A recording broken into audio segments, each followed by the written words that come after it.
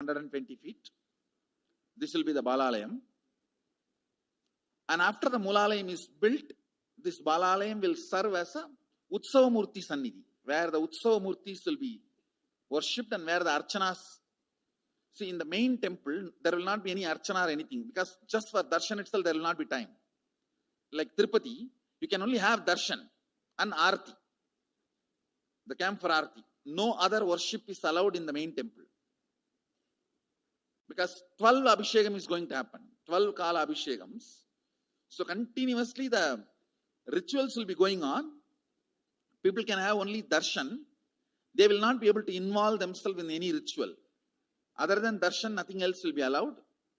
So all the archana, all the other offerings, like people will offer the archanas and other, everything will be done to the Utsava Murti, which will be kept in the Balalayam, the present Balalayam, present structure. So people can spend time here. That will be more like a main darshan. This will be like energy darshan, where you can give letter, get response. So by next year, the Balalayam will be ready. So 2019 full year, I will be conducting the programs and everything. 2020 will be the one full year Padayatra, walking. From next year, Jayanti, means 2019's Jayanti to 2020's Jayanti. Full year, Jayanti to Jayanti will be Padayatra. Before that, we will make 10,000 people power manifestors. It will be sannyasi, brahmachari, grihastha, all put together. 10,000 people will be walking. What a scene it will be. I think that is the only way the revival of Sanatana Hindu Dharma can be done. I need to get into the ground where people can see me, where they are living. I can't be waiting for people to come where I am living. Now I am sitting in one place to prepare these 10,000 people and make this science completely user-friendly. For that only I am sitting and working. So I have given 2 years for me now, 2018 and 2019. So 2020, people will be ready to walk with me, manifesting powers. We will literally solve every person's problem in every village. The way we are walking, the path, route we are taking, physical healing or mental healing, or it's a too big visualization. How will you visualize? What will happen if 10,000 power manifestors enter into a village and ask people, tell me your problem now, come on, let's sort it out. Understand, 1,200 years before in Tiruvannamalai temple carvings, how the baby will be in the womb in 2nd month, 3rd month, all that is detailed way carved. It is there. Which scanning machine was there in those days other than the third eye? Very detailed carvings are there. Even Srirangam temple, the whole carving is there. Srirangam temple gives a week by week the whole picture of male baby and female baby. Any of you have seen that? Srirangam Rangaraja Mandapam, it very clearly portrays. There will be one Rangaranga Gopuram. In that next to Rangaranga Gopuram, there is a Rangaraja Mandapam. We have already collected some chunk of 80-90 to be displayed in this Balalayam. Work is going on all of that. We are also going to tell you the science of temple building story as per Agama and as per practical village level, ground level, all that. In those days, 2000 years before, when this Cambodia and all these civilizations were flourishing, two communities from India moved. One is agriculture community, another one is business community. These two communities only traveled and installed civilization. Of course, kings went, that is different. But the common civilian, these two community only went. So Nagarattar and Saivavelalar. Saivavelalar agriculture community, Nagarattar business community. So wherever, see, when they go in the ship, the Saivavelas, they will carry that veil for their protection. Once, if they reach the other side safely, they will just put the veil and start a temple. That is why all the temple outside the India, started by Saivavelas, there will be only veil as a Pradhana Murti. Pattumalai Murugan Goil, Tannimalai Murugan Goil, Gedaram Murugan Goil, Nallur Murugan Govil, Sannidhyan Sannidhi Murugan Goil, all these temples. The main deity will be only veil. It will not be deity. Because they cannot carry that heavy deity in the ship. It will only be the veil. And all the temples started by Nagarattar will be Kavadi. Because they will carry everything in the form of Kavadi. So the moment they reach the other shore, they will worship the Kavadi and the screen cloth covered by Kavadi. Kadirgaman, Darachila, Murugan. All the major temples started by Nagarattar. The Kavadi and the screen only will be the deity.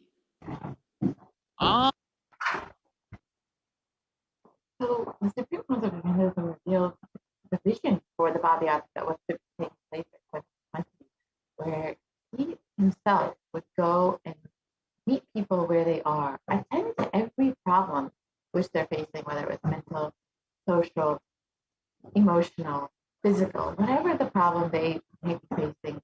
The Supreme Court of Hinduism was ready to go and meet people and give them the solution for every problem. Not only that, but take along 10,000 power manifestors along with him for this whole re-energizing process. So the Supreme Council of Hinduism has begun preparing for this Padayatra from the age of 10, enriching people and preparing them for this Padayatra to save them from this.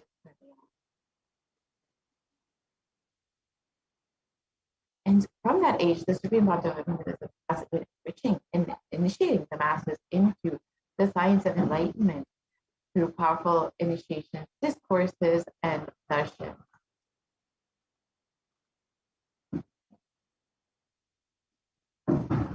And here are just a few examples of the various discourses, programs, satsang, initiations that the Supreme Council of Hinduism has been blessing humanity with from the early 2000s. Here you can see in 2005 in Tamil Nadu, the Supreme Council of Hinduism conducting a discourse for thousands of people.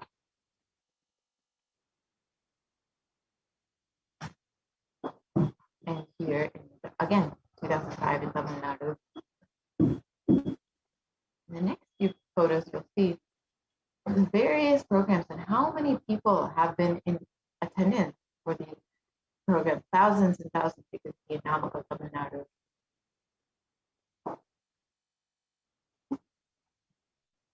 And in Salem, Tamil Nadu, the Nithyananda Paramashivam program. And the Nithyananda program in Bidadi.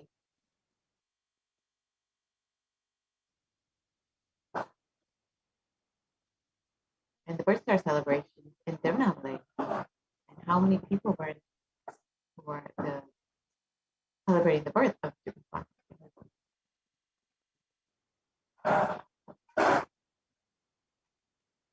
On the Jayanti celebration in Adi Kailasa, again, how many people, even in the early 2000s, were there to celebrate the advent of the Avatar?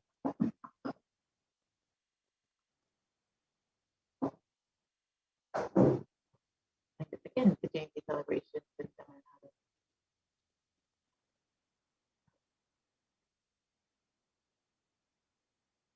The Nithyananda program.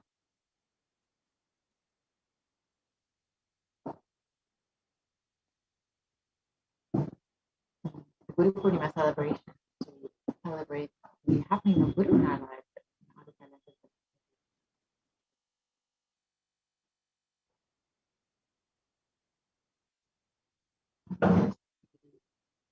Bhakti Purnima program. The Dhyana Purnima program.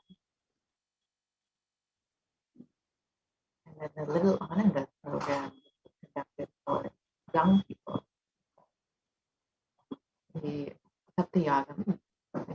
photos will see the various photos from Satyam, where the Supreme Controversial himself conducted 7 different homas along with 1,008 people who also conducted this homa guided by the Supreme Controversial.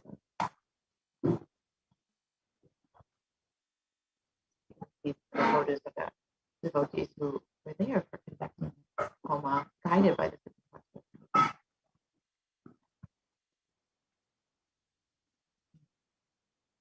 Let's see, the Supreme Controversial Hinduism itself conducted the homa movement grand scale.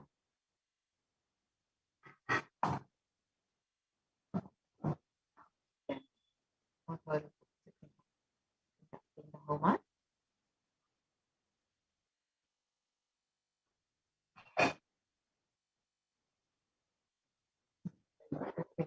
Hinduism blessing all of the devotees who were attending.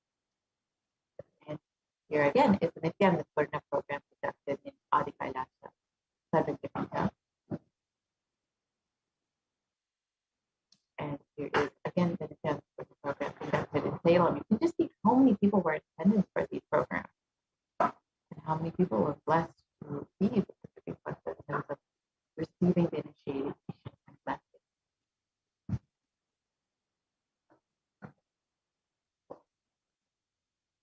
Unfortunately, the anti-Hindu elements that made it nearly impossible for this Supreme Controversial Hinduism to do the re-energizing process by driving the Supreme Controversial out of India.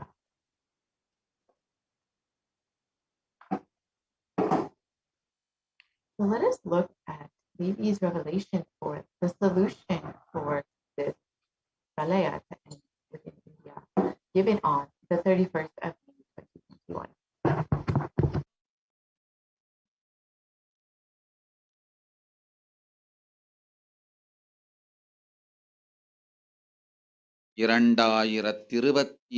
வரை India செல்ல வேண்டாமா என்று கேட்கின்றாய். நன்றாய் தெரிந்துகொள், சொல்வதை புரிந்துகொள். இந்த பெருநரகமான கிருமி போஜனம் இந்தியாவிற்குள் வரக்கூடாது என்பதற்காக 2020 பாரதம் முழுவதும் 12 ஜோதிர்லிங்கமும் பாத யாத்திரை செய்திடவே என் மகன் மூலமாய் திட்டமிட்டிருந்தேன். படுபாவிகள் ஓடத்தின் மாலுமியை ஊர்விட்டு துரத்தினார்கள். என்ன நடக்கிறதென்று பார். முறையாக கைலாய நாட்டின் தலைவனாக நிறை மரியாதையொடு நல் மதிப்பொடு என் நிஜாவதாரம் நித்யானந்தன் திருவடி மீண்டும் பாரதத்தில் பட்டு பாத யாத்திரை செய்த பிறகு மட்டுமே நீ அங்கு செல்ல வேண்டும். அதுவரை உன்னை காத்து செல்லாதே. ஓம் ஓம் ஓம். So Devi revealed that for this Pralaya to end in India, the Supreme Controversial must be received in India as a Supreme Controversial Hinduism with great respect and reverence, and that the Supreme Controversial Hinduism must conduct the Padayatra that was originally planned to re-energize the 12 Jyotirlingas. And only when this happens, this Pralaya will come to an end. And as we look around, we see all the suffering and destruction that is happening. We can understand what the great rishis of the Vedic civilization had forewarned as the Kali Yuga.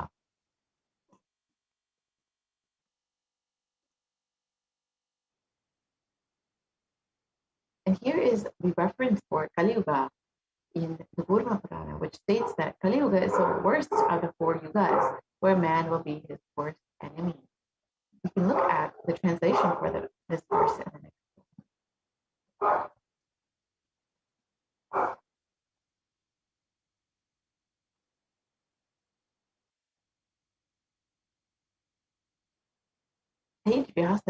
that this Kali Yuga is the worst of the 4 yugas.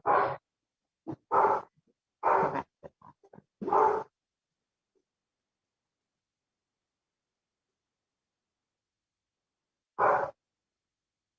We can go back to the last slide, please.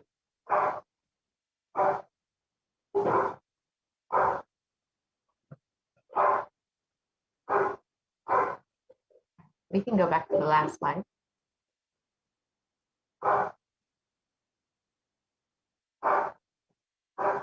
So we can go back one more. One more. So Saint Vyasa states that this Kali Yuga is the worst of the 4 yugas in all the world. People are sinful and forget the dharma of the 4 varanas and the 4 ashramas. In fact, men are so sinful that no prescribed penance atones for their great sins. The only place which is free from such sins is the great sacred city of Varanasi, the Mahapuri.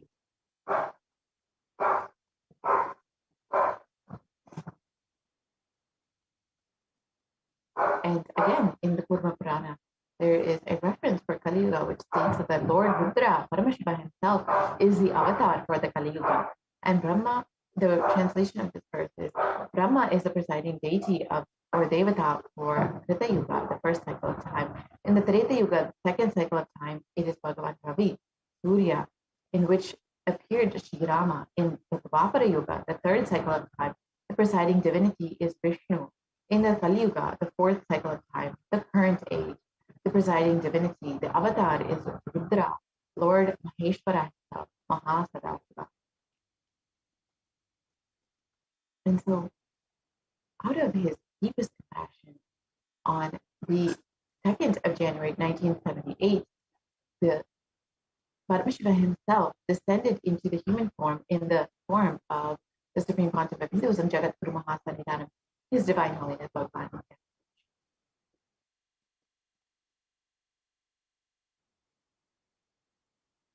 And if the Supreme Pontiff of Hinduism, if Paramashiva himself had waited even one more year, it would have been too late for humanity. 1979 would have been too late. And let us listen to the Supreme Pontiff of Hinduism himself explaining this.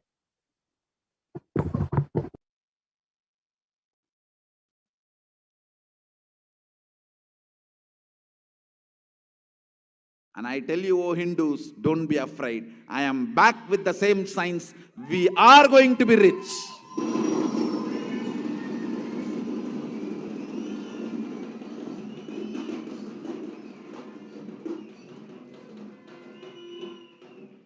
It is not lost. Just the last minute climax before it was going to be put off. Have happened.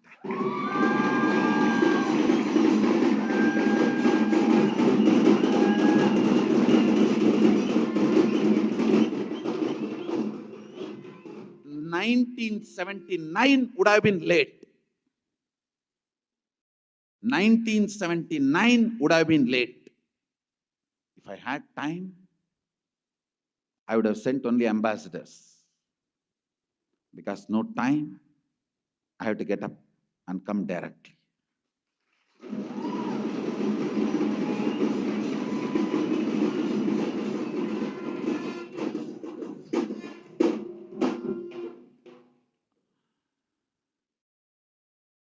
O Hindus, feel blessed. Science is not dead. It is available. I have everything needed to bring that science back to life and establish its legitimacy.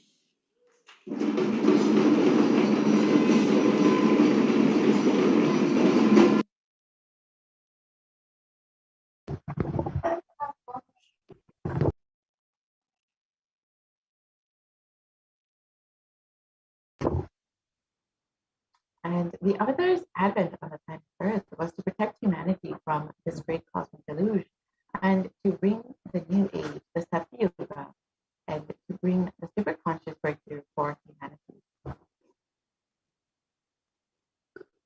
So let us listen to Devi Parashakti's revelation.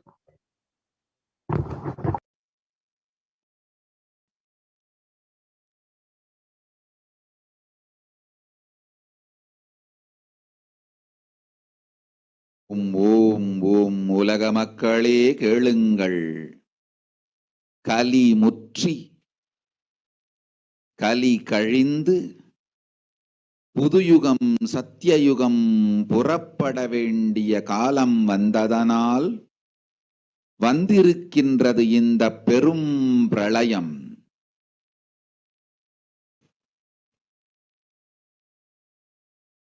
கவலை வேண்டாம்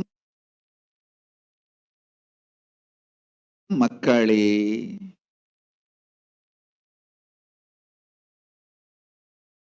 நித்யானந்தன் வடிவம் தாங்கி நாமே இங்கு வந்திருக்கின்றோம்.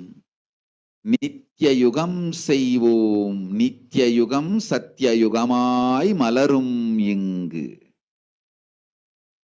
ஆனந்தமாக இருங்கள்.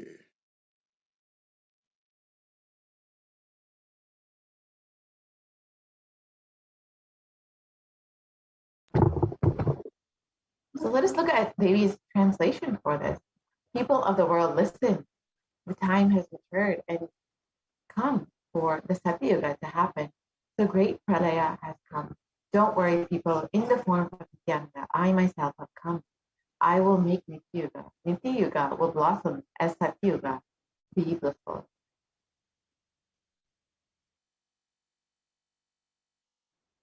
For this huge help, give me Bhojanam not to have come to India. 2020, I had planned to do the Padayatra throughout India in the 12 Jyotirlingas through my son, Swamiji.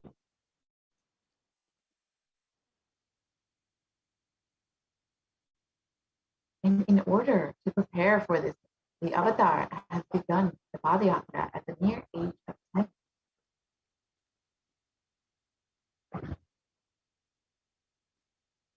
And the Supreme Pontificate Hinduism began enriching people, one person at a time, with the great truth from the sacred scriptures and the secrets of higher living.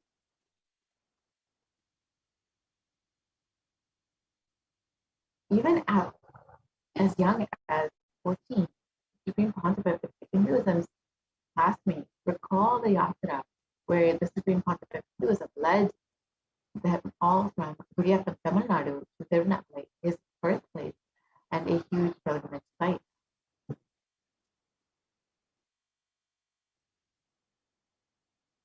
And when the Supreme Pontificate Hinduism was just 19 years old, his fellow monks at the Ramakrishna Math remember when the Supreme Pontificate Hinduism led them from Chennai, Tamil Nadu to Tirunelveli, his birthplace, an unforgettable pilgrimage experience.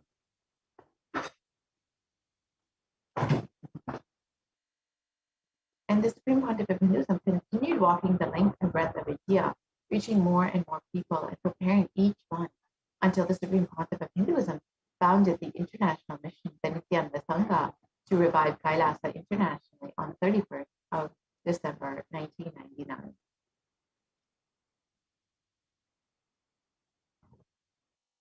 And here you can see the photos of the first Kailasa enlightenment ecosystem established in Tiruchendur, Tamil Nadu on the 14th of April 2001.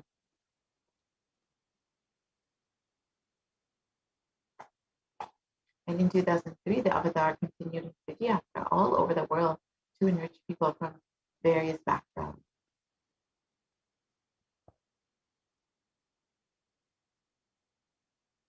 And though many people did not speak English, thousands of people were touched by the Supreme Pontificate's intensity and dedication to the people and resonated deeply with his teaching. And here you can see the various photos of Supreme Pontificate Hinduism in Guadeloupe and Brazil, where the majority of the audience did not speak English.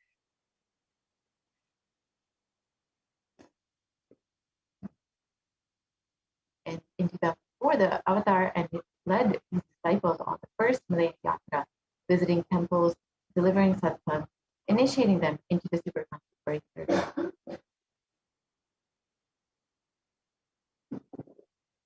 And subsequently, the Supreme Pontificate Hinduism personally organized and led yatras yearly and guided individual souls not just to physical spiritual sites, but supernal spiritual realms.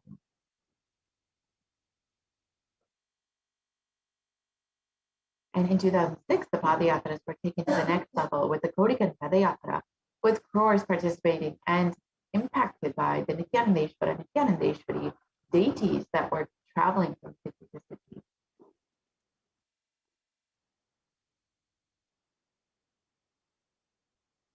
We can go to the next slide. Here's just a short clip of the Kodikan Padayatra, but we can continue on to it.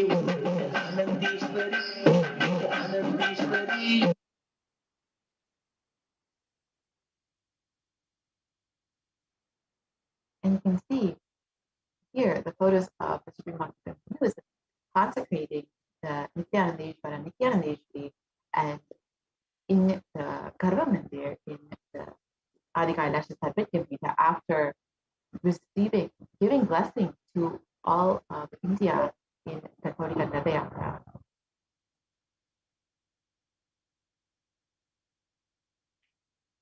And these deities were energized as the Ashtavadaras to radiate the energy of Paramashiva and Parashakti to create the Adi Kailasa Sarvajyapita as a ship to save humanity from this upcoming pralaya. And you can see the various spiritual energy centers created in India as safe havens for this pralaya. And you can see the Kailasa in Chittor, the Adi Kailasa Sarvajyapita, and the Kailasa in Hyderabad. And the Supreme Court of Hinduism created these various ships to save humanity from this pralaya. And if you would like to protect yourself during this pandemic and have the multi-layer quarantine in one of the Kailasas in India, you are welcome to visit kailasa.org/Kailasa where you can sign up today to quarantine within one of the Kailasas in India. As Devi has revealed multiple times, and the Supreme Pontificate of Hinduism has revealed multiple times, that the only priority for this year is to keep yourself alive. And out of deepest compassion, the Supreme Pontificate of Hinduism is allowing anyone to come and quarantine in the Sarvajyapitas in India with multi-layer quarantine and all of the best medical facilities available. So with this, we will be concluding this segment and moving into the next segment where we will be understanding of the offering that we can make to Devi after receiving so much of guidance, blessings, wounds from Devi Parashakti. We can show our gratitude and love for Devi through these various offerings. So we will be right back after a very quick break and entering into the next segment, some of the offerings that we can make to Devi Parashakti.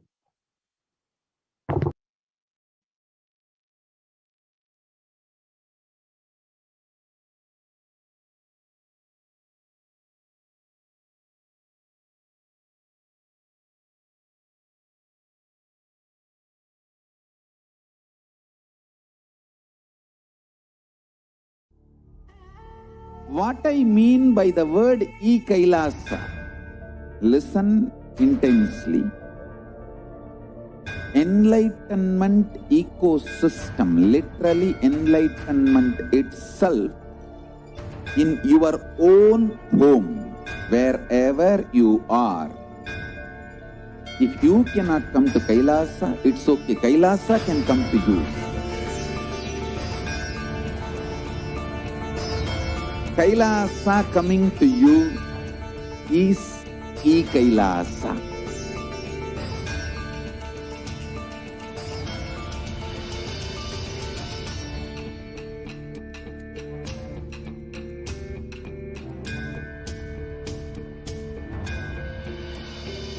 I will revive Hinduism. I am a Hindu revivalist, not by any revolution, but by evolution.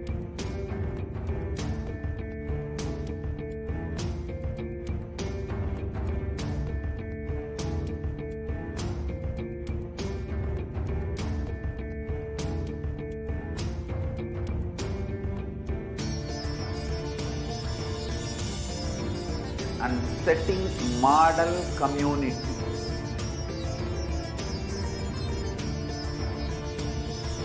Kailasas, enlightenment ecosystems, Sarvanya Pitas all over the world.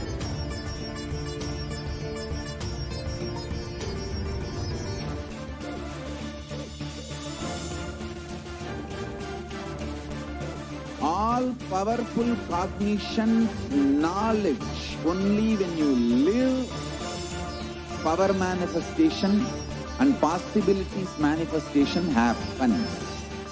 This is a fundamental truth.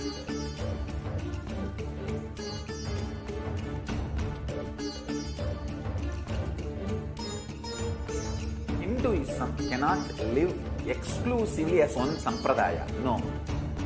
All sampradayas of Hinduism is an ecosystem.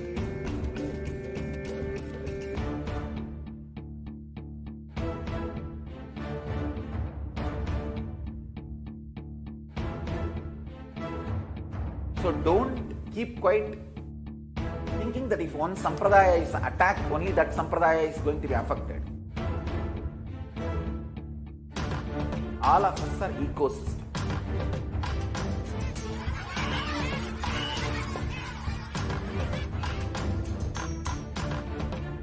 I invite all of you to get involved and enjoy Hinduism by the principle of Dharmo Rakshati Rakshitaha. When you protect Dharma, Dharma protects you. You will make the whole planet flourish spiritually.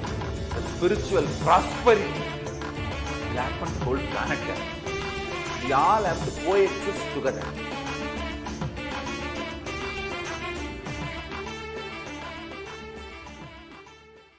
Just be alive for next 3 years. Don't die within next 3 years.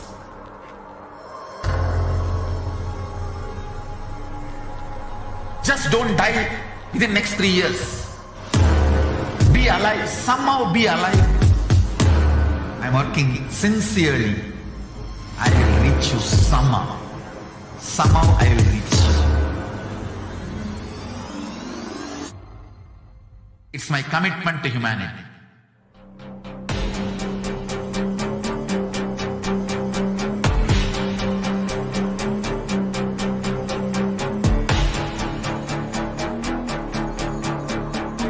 Just don't die within next 3 years. I will reach you wherever you are, whichever corner of the world you may be. I will reach you with enlightenment. You manifesting the space, state, powers, being Paramashivoham. It is possible, and it is possible for you.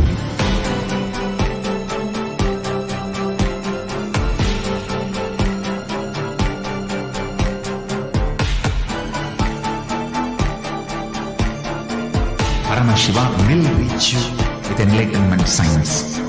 I know he is going to do the job. Just be alive for next 3 years. Nothing else.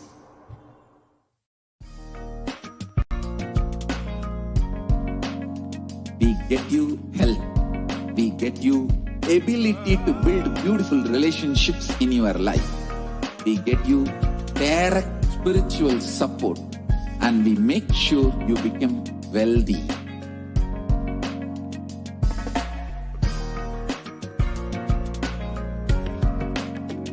We won't stop giving you just good life. We will literally not stop till you live enlightened life. Manifesting the state of Paramashiva, space of Paramashiva, powers of Paramashiva, being of Paramashiva.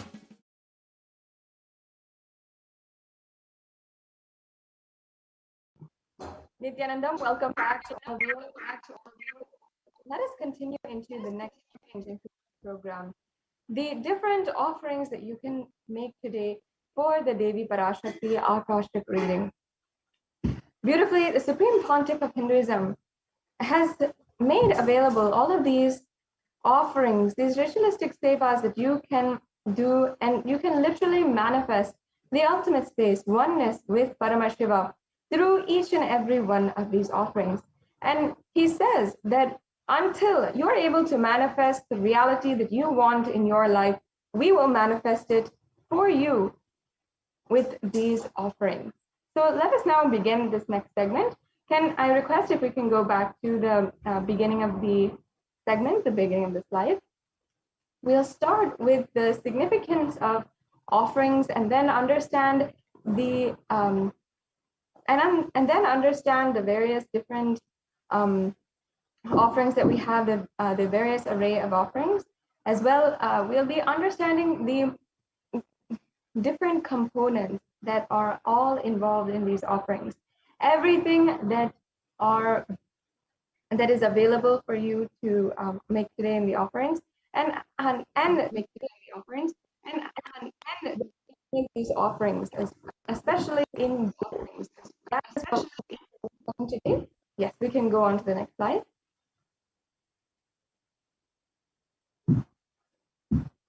Yes. So an offering is a giving of a divine gift of pure love, devotion, and oneness, and it consists of two parts. One is giving and one is accepting. And only when the divine accepts what one offers, the offering becomes complete. Offering is not made out of any fear or greed, but pure devotion. And when an avatar lands, the offerings are purely a part of the grand Leela played out for the only purpose of enlightenment. There is no other vested interest. There is nothing that here that is being asked out of you. It is simply an offering made out of complete gratitude.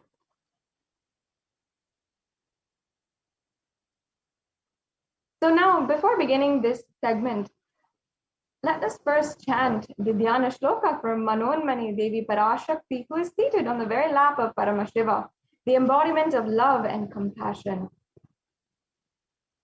Indu nivabeda karavahni nayanam syat pankaja varabhaya japaksha sarayuktam anga himabhushana vichitta vasanam syat tunga mukutojjvala manonmani swarupam.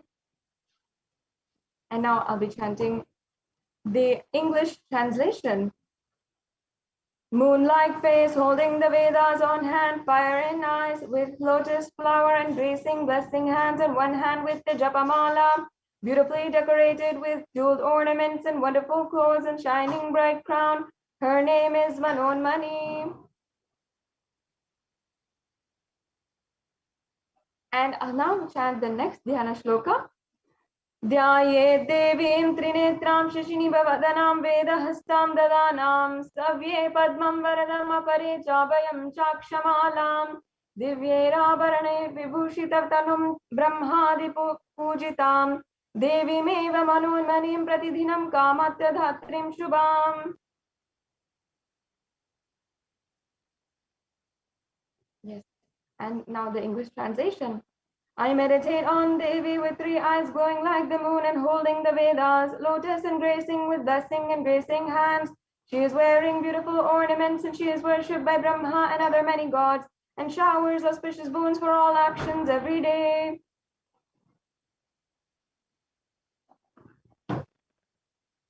Yes.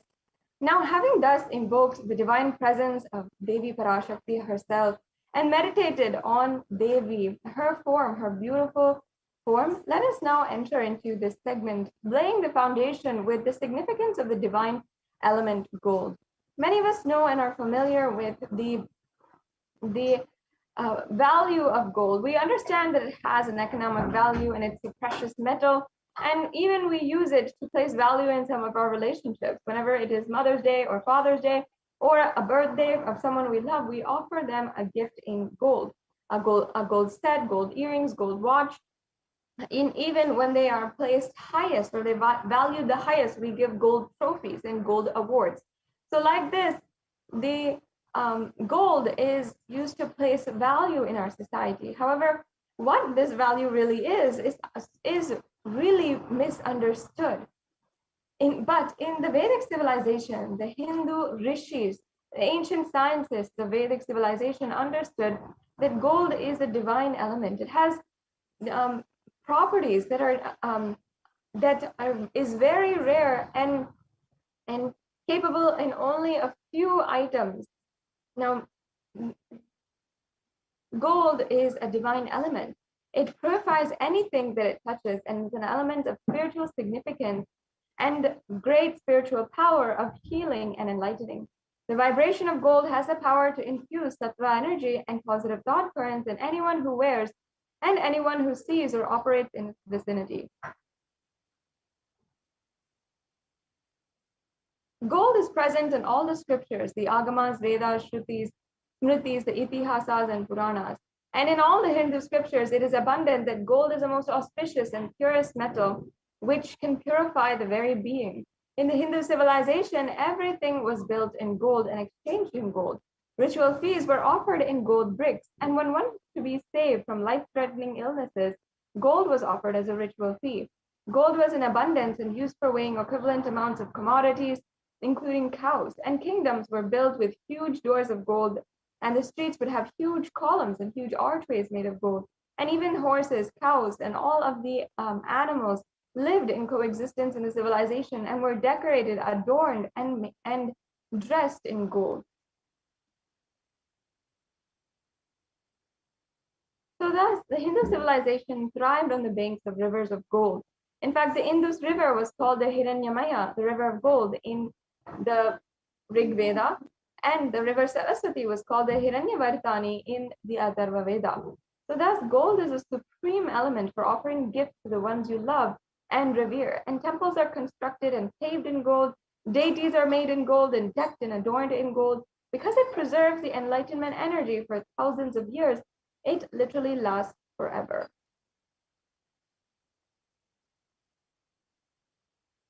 So yes, now let us begin the different offerings that you have. You'll see that we have offerings with which you can make for any amount of money, or we have other offerings that are have a more substantial donation associated with it that you can offer as well. But if you are in any level, you'll be able to offer today, and you don't have to feel yourself incapable. You don't have to feel yourself somehow insufficient in order to make these offerings. That's why there's such a wide array today. And the first offering here is the Hundi offering that you can make. Many of us Hindus know the sacred sentiment behind the Hundi offering. Whenever we go to the temple, we always have this Hundi offering, and either we offer a few coins or a few rupees or $1 or in the plate of the pujari, or we offer it in the Hundi. And that is out of just our love, our gratitude that we offer this.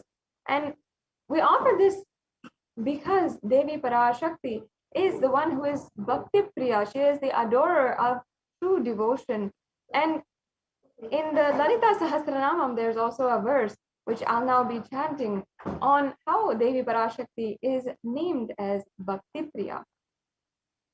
Bhakti Priya, Bhakti Gamya, Bhakti Vashya Vayapaham, Shambhavi Sharadaradya Sharvani Sharmadayini. And the translation says, Devi is fond of true devotion and has realized through true devotion she can be won over through true devotion, and she removes all fears. So in this you can see how Devi Parashakti is literally removing all the fears and bestowing you with liberation itself, going beyond fears, just because you express true devotion. And because she is Bhakti Priya and Bhakti Ghamya, she is the one who literally is the lover of true devotion, and through that devotion she helps you achieve the ultimate. So you can just offer this Bihundi offering for any amount of money, for anything really, and it'll be accepted, and Devi Parashakti will remove all of your fears. The next slide, please. We can go on to the next slide.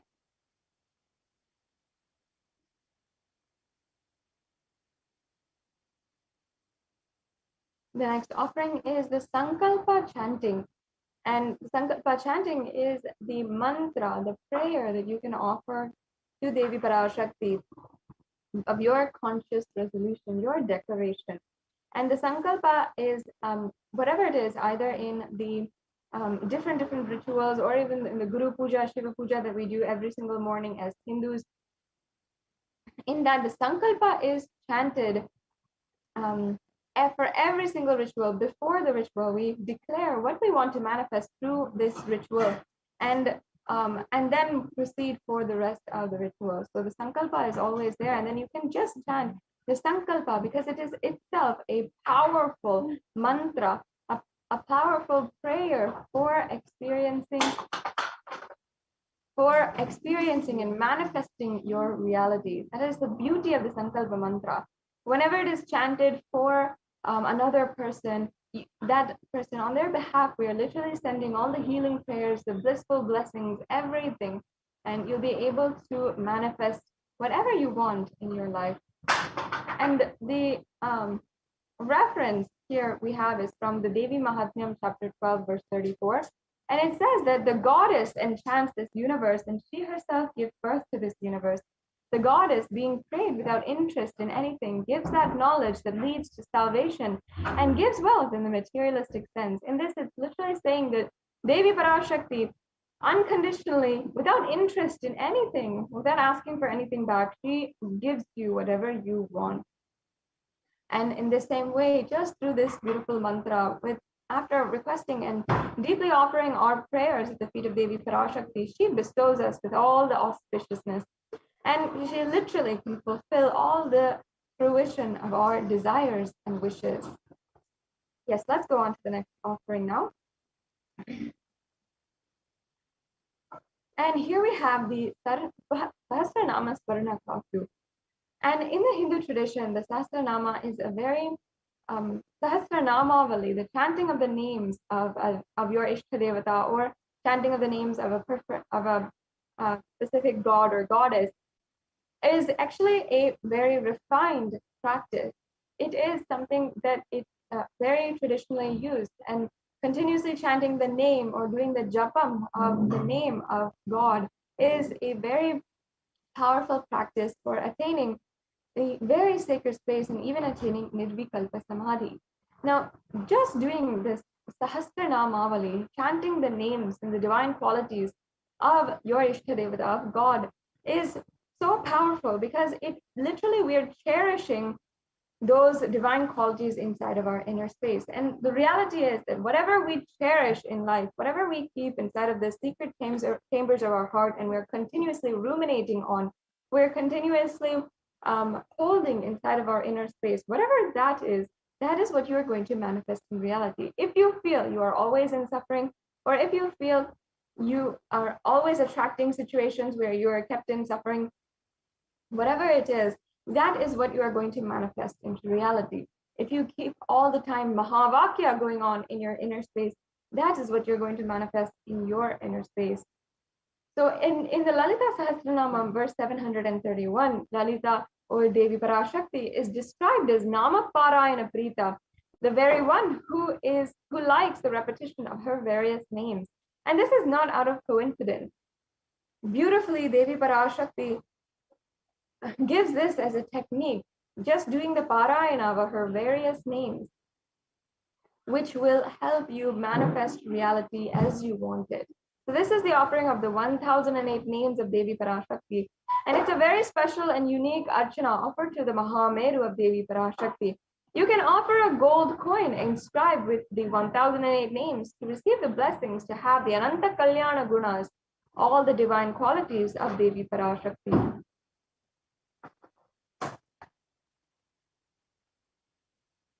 Yes. Now the next offering is the Mukta Anguti. First, let me chant this beautiful verse from the Meenakshi Pancharatnam, and then I will go on and explain the beautiful significance behind this offering. Muktaharanala Satkiritaruchiram Purnendu Vaktra Prabham Shinjannu Purikinkini Manidharam Padma Prabhavasuram Sarvabhita Falapradam Gisutam Vani Rama Sevitam Meenakshim Pranatosmi Santatamakam Karunyavaranidhim. And the English translation says, I bow down to the goddess Meenakshi, whose crown has garlands of pearls in the face, and a face shining like the full moon, who wears anklets that are studded with gemstones and has small bells, who is shining like the splendor of a lotus, who grants all the wishes, the daughter of the mountain, who is worshipped by goddess Vani and Rama. And I remain ever bowing to the goddess Meenakshi, the ocean of compassion. And in this, she is actually described as the one who is adorned with all of the pearls. And Mukta Harana means adorned with pearls. And the Devi Meenakshi is also the embodiment of compassion. And in a very similar way, the pearl is also symbolic of compassion. And that is, it's a representative of compassion. So that's why Devi Meenakshi is so often associated with pearls. And you can offer this beautiful offering of the Mukta Anguti to receive the blessings of Devi Meenakshi. And it's actually a very, very powerful offering to receive from Devi Meenakshi herself, because Meenakshi, being the previous incarnation of the Supreme Pontiff of Hinduism himself, also is a reviver of Kailasa, as it happened on planet Earth thousands of years ago. And she was the one who united all of the 56 deshas. At that point in human history, all of the different human civilizations were separated and not under one civilization. So for the first time, Devi Meenakshi had established all of the human civilization under one rule. And that is what happened as Kailasa, manifested as Kailasa on planet Earth through the kingdom of Madurai. And it's such a vast kingdom that has thousands of years of history, culture, heritage, that literally was all revived and is available on planet Earth today because of Devi Meenakshi. Now, with her space of radiating space of Kailasa, and she literally conquered all the 8 directions and brought it under one rule. Her divine space of manifesting Kailasa, if that is just you even have one taste of that with the oneness with Devi Meenakshi and connecting to Devi Meenakshi, then imagine what all you can manifest in your life. That powerful space where she has literally manifested Kailasa on planet Earth, that is the space of Devi Meenakshi. And especially in a time with no technology, there's no way to communicate across the world other than literally walking barefoot, going by chariot, and taking a battalion there and going from one side of the planet Earth to the other. And that's exactly how she conquered all of the 8 directions. And the whole beauty of it is that she did this conquest out of a beautiful compassion, out of compassion for the whole of humanity, out of compassion for human beings. She made this whole, the whole revival of Kailasa happened at that time. And that is the same way that the Supreme Pontiff of Hinduism is reviving Kailasa today. So just connecting to Devi Meenakshi through this offering, you can have that same space, be blessed with the same space of Kailasa, and radiate the state, space, powers, and being of Devi Meenakshi. Have success in any of your ambitions. That is a beautiful sentiment that you can carry. And just to have that oneness experience with Devi Meenakshi, you can offer this Mukta Anguti. Yes, let's go on to the next slide.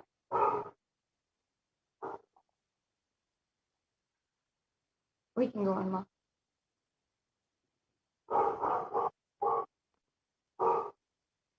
Yes. So the next offering here is the Swarna Padma Pushpa, the golden lotus.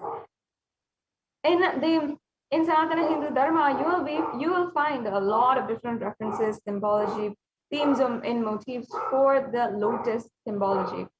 And lotus has so much of significance in Sanatana Hindu Dharma. It is recognized as a divine flower, and that is because no matter if it is in polluted waters or pond waters or very little water, whatever it is, it always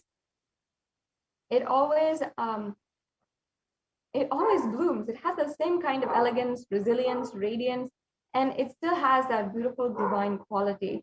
And here in the Kamikagama, it actually says that all the kalashas in the worship of Paramashiva should be wound around with a suitable thread and covered with new cloth. And they should be adorned with a lotus flower made of gold. So as you can see here, this is a reference for the use of the golden lotus in the worship of Paramashiva. And that is exactly why we are offering it, because it is a divine flower with extremely pure significance. And it is told by Paramashiva himself that it should be used in his worship. And you can attain the same space of Devi Parashakti, being ever resilient and divine, elegant in any situation, adverse situation that you might find yourself in. Yes, let's go on to the next slide. The next slide, please.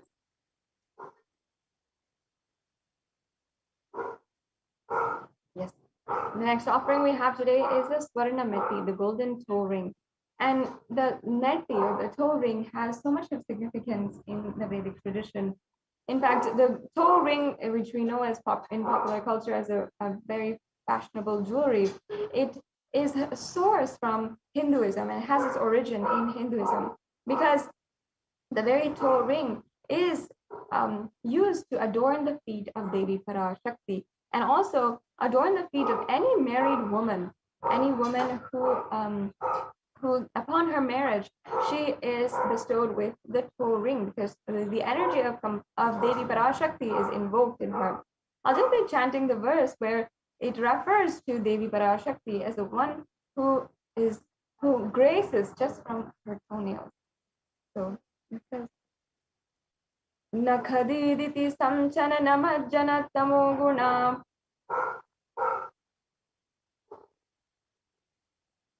Padadvaya prabhajala parakrita saroruha. And the translation says, you whose brightness from toenails destroys the darkness of ignorance from the minds of your devotees who prostrate at your feet. You whose brightness from your 2 feet overpowers that of the lotus flower. So this is the verse from the Saundarya Lahari where the very feet of Devi Parashakti is glorified.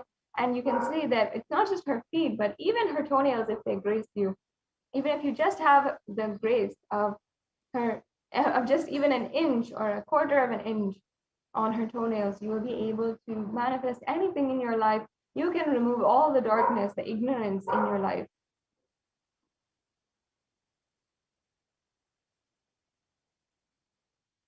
So you can offer this toe ring to Devi Parashakti, adorning her sacred feet in constant gratitude for receiving her blessings, even in the most difficult aspects of our lives.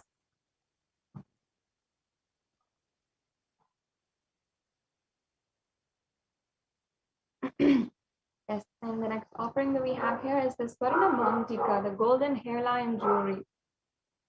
And this offering is referenced from another verse from the Saundarya Lahari, and where it says she is Shuddha Sarabhi Varshini, meaning she is the one who makes nectar flow in all of our nerves from the Sahasrara, and she who gives a very pleasant experience of the ultimate. So the Mantika represents the nectar flowing from the Sahasrara Chakra, which is fully open.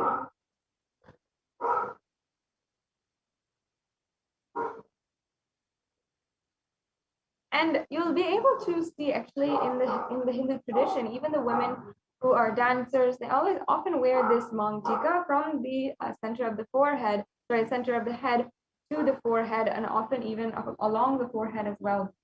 And that is actually representative of the nectar which is overflowing and representative of the fully bloomed 1,000-petaled lotus on top of their head. So when the 1,000-petaled lotus, which is a representative of the Sahasrara Chakra, that literally opens, it is a symbolic for the enlightenment experience itself. So that is the very experience that you are offering for today. You can offer this mangtika to Devi and receive the blessings of achieving the blissful state of overflowing gratitude in the space of complete completion.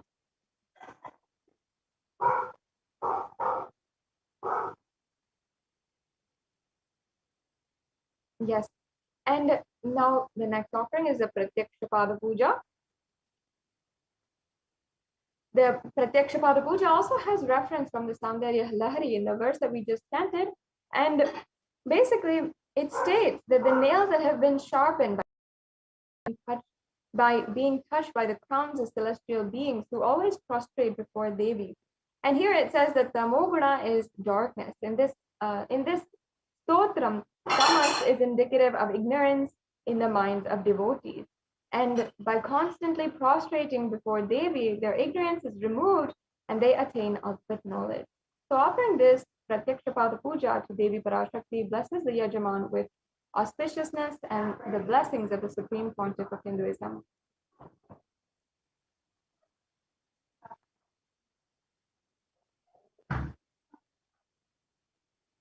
And the next offering we have today is the Vastra Seva.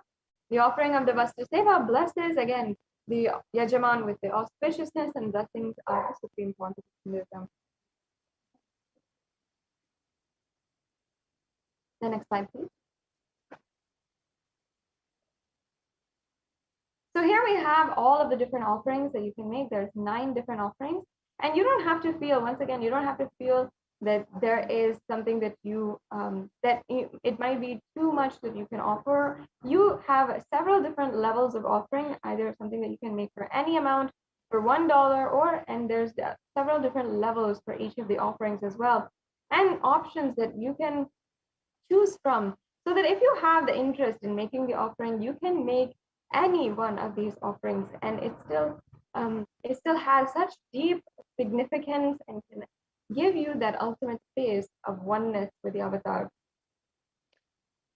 So as you can see, we have the E-Hundi offering, the Sankalpa chanting, the Devi Sahasranama Kasu, the Mukta Anguti, the Swarna Padma Pushpa, the Swarna Metti, the Swarna Mangtika, the Pratyakshapada Puja, and the Vastra Seva.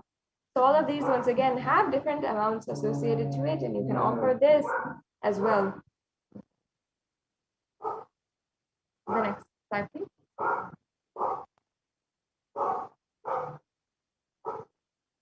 And so now, there's now a 3-stage process in this last few minutes of the segment today. One is before you are ready for the payment. If you are simply just interested in making an offering today, you can fill out the intention form, the registration form. If you are interested in making the offering, if you need help in manifesting, or you want more details.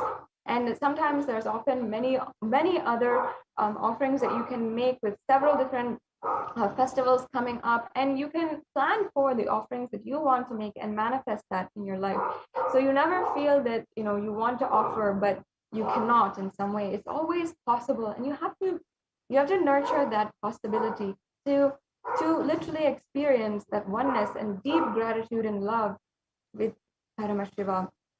So if you are interested in offering, the first stage is to fill out the tiny.cc/Bhava Samadhi form. So you can go to the form in this link that is provided here. And after, if you are ready to make the payment today, and if you are ready, then you don't need to fill out this form. You can directly go to tiny.cc/Devi-offerings, and you can make the online payment. And for most of us, we are used to making online payments right now because of the surge of online shopping. And it's in very much a similar way. You can just go, you can add any seva that you'd like to, and go ahead with the steps to proceed for the payment. And you just have to fill out your payment details, your billing details, and it's a very straightforward process in that way. And after the payment is complete, we request each and every one of the yajamans to please make sure that you are fulfilling the details and the names that need to be chanted in the Sankalpa 2021 form. This is a necessary form that you need to take, that you need to fill, and this makes sure that your names are chanted during this puja. So, yes, this brings us to a conclusion. This segment, I'd just like to stay on this slide for a few minutes while people, I hope you can take a few minutes right now and you can go ahead and fill out the registration form if you'd like to, and also fill out the payments if you can. Another option that we have today, if you are watching from YouTube, if you're joined in the YouTube channel, if you're not, I highly recommend that you join the YouTube channel today. And you just have to join as a member of Kailasa's HDH Nithyananda YouTube channel, and you'll be able to get access to more than 20,000 hours of different discourses, darshans, dikshas, so much of content that the Supreme Pontiff of Hinduism has made available, and every solution that you can possibly need in your life. And once you are a member, you can also go to the super chat in the right-hand side corner of the chat. You'll see a $sign. You can click that, and you can make a donation through the super chat or the super sticker option. And these are just very simple ways to make a donation, either through credit card, debit card, or PayPal, and really straightforward steps, again, to make your donation. So once again, we'll stay on this slide for a few minutes, and then we'll be going on to the next segment in today's program, where the representatives from the Adi Kailasa Sarvajna Peetham will be joining us.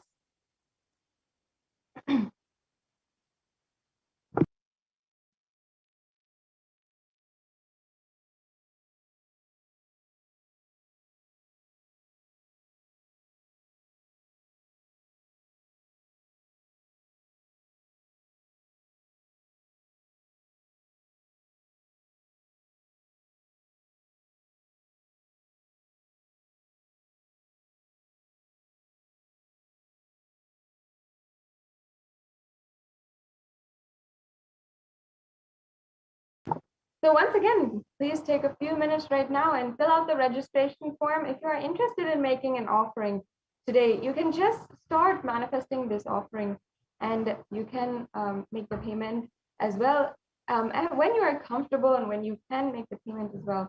So this registration form is simple. It doesn't require any payment in this step.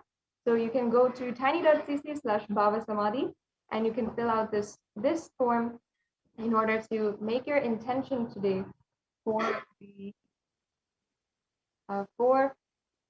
making an offering.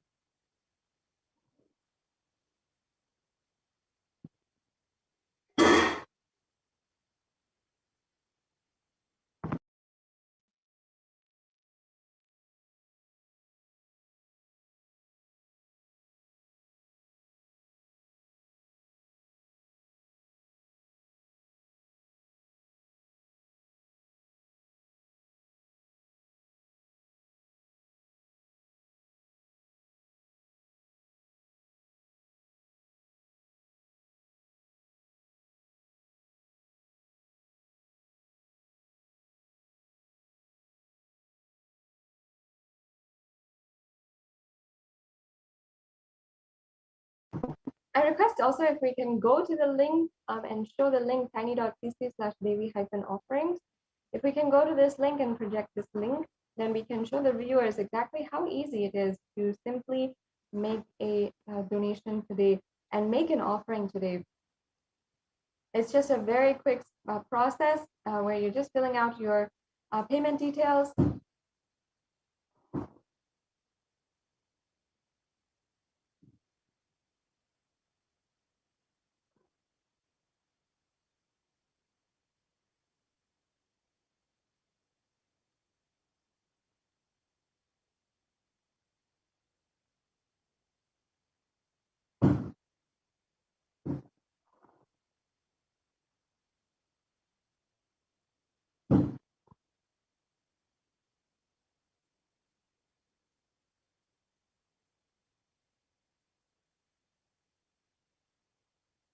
So we'll be just getting that to you in a few minutes. I request all the viewers, if you are joining us today, you can spend a few minutes right now also and making sure you are liking and following in all the official handles of the Supreme Pontiff of Hinduism and Kailasa. And in this way, you'll be able to ensure that you have all the notifications as soon as there is an announcement for the live satsang or live Bhava Samadhi darshan with the Supreme Pontiff of Hinduism. And these are events that you surely should not miss. So with this, now we have joining with us the representatives from the Adi Kailasa Sarvagna Peetham to proceed with the next segment in today's program with the latest updates from Adi Kailasa Sarvagna Peetham on the multi-layer COVID care center, which is ongoing there. Yes, we'll now be starting that segment after a very quick break.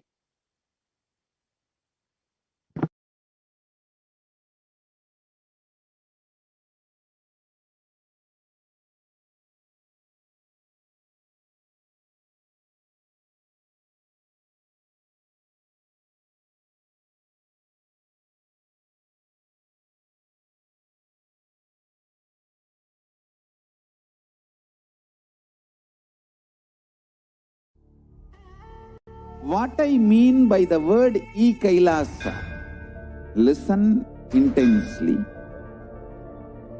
Enlightenment ecosystem, literally enlightenment itself, in your own home, wherever you are.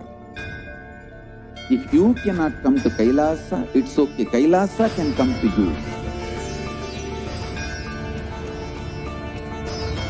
Kailasa coming to you is Kailasa.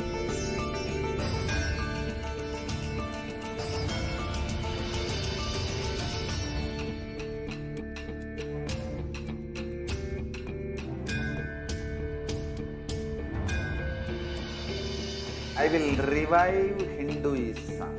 I am a Hindu revivalist, not by any revolution, but by evolution.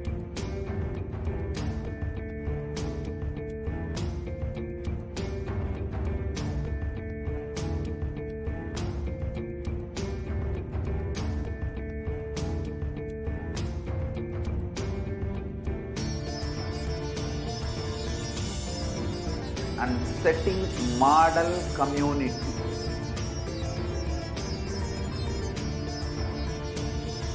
Kailasa, enlightenment ecosystems, Sarvanya Peethas all over the world.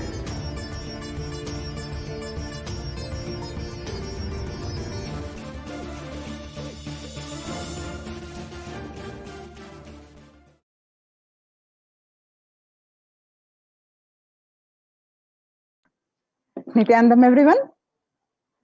So, with the blessings of the Supreme Pontiff of Hinduism, Jagadguru Mahasannidhanam, His Divine Holiness Bhagavan Nithyananda Paramashivan's blessings, let's understand the Kailasa's multi-layered quarantine opportunity for India during the COVID-19 as a practical solution resulting in health, joy, and bliss.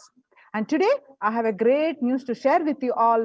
This Kailasa's multi-layer quarantine facilities are recognized by the United Nations. So I'm going to share with all that. So let's start with the Sadguru Vandanam. Nithyanandam Paramasugadam Kevalam Jnanamurtim Dvandvatitam Gagana Sadrusham Tattvamasya Ekam Nityam Vimalamachalam Sarvadi Sakshibhutam Bhavatitam Triguna Rahitam Sadgurum Tam Namami. Yes. So on June 5th, 2021, Devi Parashakti revealed during the Akashic readings, and what she revealed of the effect of the mental health and physical health on the pandemic, and the reports which showed following the days after the Devi revealed the state of the world reports. Let's understand that. So the Devi revealed on 5th June 2021 that not only people dying in crores, financial and mental retardedness. You will also see minds getting collapsed. Freedom from all this suffering is the life of living enlightenment. They clearly give the how the minds are getting collapsed, how we will see the reports on the world across different online the different colleges, how the reports are coming as the literally majority 80% of the people are getting mentally affected, and how the solution they will reveal is the life of living enlightenment.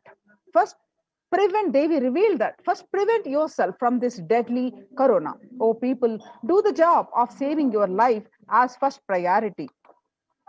Listen properly, people. The only way to protect yourself from this overflowing cosmic pralaya and from the demonic people who search for destruction for themselves and for others because of pralaya, go to Adi Kailasa, getting shelter at the feet of Paramashiva. Save yourself from corona and death, economic crisis, and mental collapse that is formed because of corona. Save yourself and move towards living enlightenment. Move towards Paramashiva Paramporol, doing yoga and tapas, doing seva to all the devotees of Paramashiva, live a good life. Devi revealed, continued that just for that I have opened the doors of Adi Kailasa.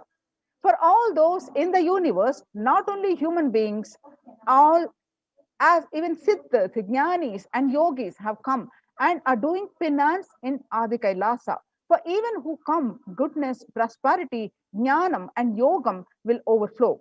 Do not have fear, bliss is there. Do not have worry, I will protect with goodness.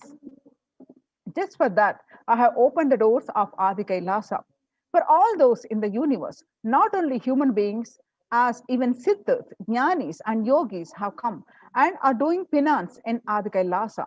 For everyone who came, who come, goodness, prosperity, jnanam, and yogam will overflow. Do not have fear, bliss is there. Do not have worry, I will protect with goodness. Happiness is there, enlightenment is there. Do not have fear, bliss is there. I am solving sufferings. I am the Samayapuratu Kannatal who comes and helps at the right time.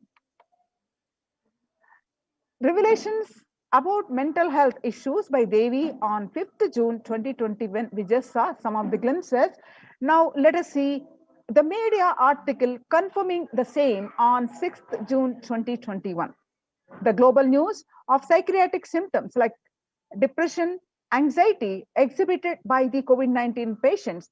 A study, according to the new study, the neurological symptoms like depression and anxiety are also showing to be the common in those who have contracted the COVID-19, even in more mild cases also. And some more the reports confirming what they revealed about the mental health issues by the corona pandemic on 5th June 2021, and the media article confirming the same on 8th June 2021 by the BMC Psychology, published on June 8th. It says the impact of COVID-19 on the mental health of the US college students. The result shows that our results indicate that students closer to graduating faced increases in anxiety, that is 60.8%, feeling of loneliness, that is 50.1%, and depression, which is 59.8%.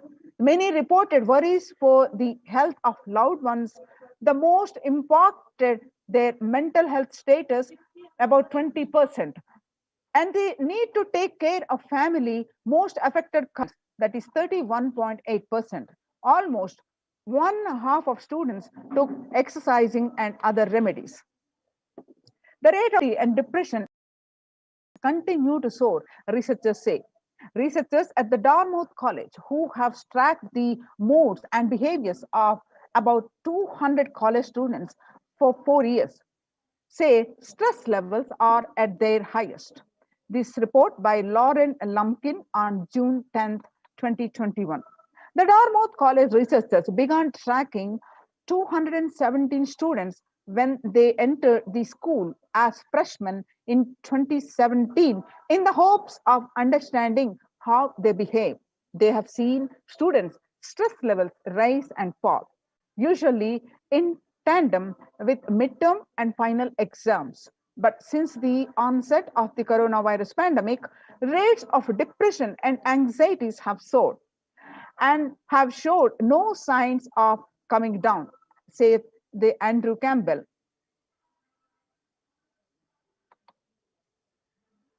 The Psychology Today revealed the coronavirus, the psychological trauma, said the PTSD event, how this pandemic will result in trauma responses. Much has been said about the mental health crisis that is occurring related to the coronavirus pandemic. Much of this information has focused on the all-consuming anxiety, panic, and fear that many are experiencing. While this is important and needs to be at the forefront of discussions, something that has not been discussed in this psychologically traumatic nature of what our nation and our world is experiencing. Revelations to the World by the Devi Parashakti, some more statistics that shows that increased prevalence of post-traumatic stress disorder is expected to emerge as a primary factor of driving the growth of the global post-traumatic stress disorder therapeutics market over the period of assessment. What used to be in 2019, and what is expected by the 2027, this global post-traumatic stress disorder PTSD is going to rise in 11.91% as per the current statistics. The Revelations of the World by the Devi Parashakti by the CNN report, and the UN states that the coronavirus pandemic's impact on global mental health is already extremely concerning. There is a high prevalence of mental distress in countries across the globe due to the coronavirus pandemic, especially among healthcare workers and children. According to the United Nations and the World Health Organization, the impact of the pandemics and the people's mental health is already extremely concerning. The World Health Organization Director, General Tedros Adhanom, released a report in the news release recently. The CNN Health, which continue to say that the coronavirus pandemic impact on global mental health is already extremely concerning, the United Nations says. In that report, it said that it is mental health needs must be treated as a core element of our response to and recovery from the COVID-19 pandemic, that Tedros said. One of the remedies suggested, according to the reports which the Supreme Pontiff of Hinduism stressing for the decades, yoga greatly improves mental, spiritual, and physical health. People who practice yoga experience less anxiety, less depression, and fewer symptoms of post-traumatic stress disorder.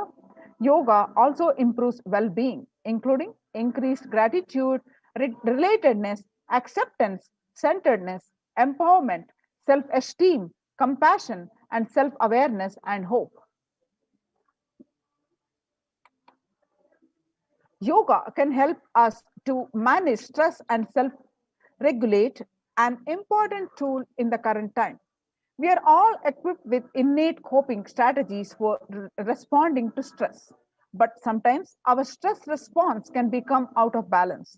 We are living in a world that regularly activates our sympathetic response, that is, the body's way of responding to stress, sometimes called fight or flight. This is balanced by our parasympathetic response, the way our body helps us to rest and relax. Yoga can help bring our parasympathetic response back online and allows us to find balance. Activating our parasympathetic response brings us into a more restful space and allows us to find calmness, connection, and compassion. The deep mindful breathing of yoga and meditation stimulates the vagus nerve, which activates the parasympathetic nervous system and supports self-regulation and stress management.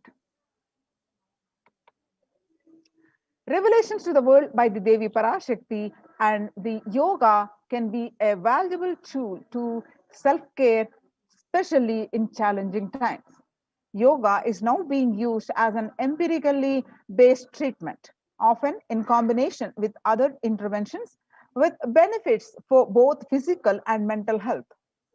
Many clinicians are recommending yoga as it may help support the effectiveness of the traditional treatment approaches.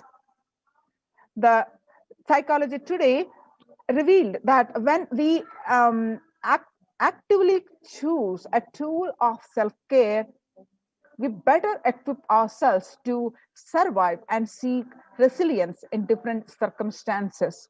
While it is but one tool, yoga offers the potential for connection and well-being, even in these challenging times. Research shows that spirituality benefits mental health. Spirituality benefits the mental health, that individuals have better mental health if they belong to a particular community or have religious beliefs. Spirituality can help people in many ways. First and foremost, spirituality or religion can help people find meaning in their life, which is instrumental in improving one's mental health. Spirituality can perhaps help you connect with your divine self. In addition to endowing meaning to your life, it has the potential to improve mental, physical, and emotional well-being as well. It has been a source of relief and comfort from various challenging issues for thousands of years. Revelations to the world by the Jagadguru, the Supreme Pontiff of Hinduism, Jagadguru Mahasannidhanam, His Divine Holiness Bhagavan Nithyananda Paramashivam on 22nd May 2021. Paramashiva is very clear. Focus on making your body alive, life alive. Mind is obsessive compulsive reaction. It is nothing but a bunch of unconscious reactions. Do not try to sympathize with the mind. Make your body and life alive. That is the only priority for all of you. I am talking to everyone who has the little love and sympathy for me. For all of you, take this as Guru walk.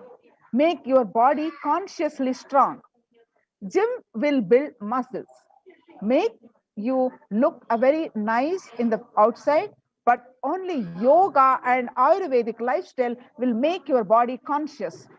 Just see all over the world, all the gym bodies are just dropping dead. Only yoga will make your internal organs strong and your ability to manifest consciousness strong. Let me give you the solution from Paramashiva to protect yourself from this whole pralaya, not just from corona. The amount of depression, mental suffering, the way the whole world is suffering, the kind of poverty happening, people losing their job, income, having insecurity, comforts being lost, so much, just make your life extremely strong. 3 years back, I said the Supreme Pontiff of Hinduism revealed in a Satsang that in his own words, the Supreme Pontiff of Hinduism, 3 years back, I said, keep yourself alive for next 3 years. I have enough evidence that 3 years back, I trained the whole Kailasa, the devotees in their own homes, to Kailasa vasis inside the Sangha, physically and mentally, psychologically or consciously, for a quarantine lifestyle.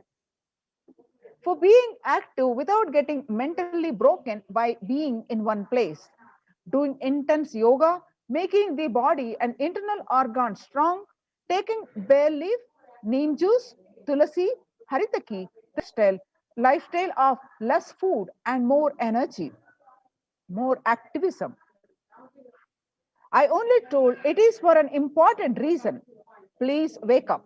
Quarantine yourself, build your body. Don't bother about your business or any other profit and anything else. This year, if you're alive, that is the greatest profit. Now, by implementing this successfully in Kailasa's de facto spiritual centers,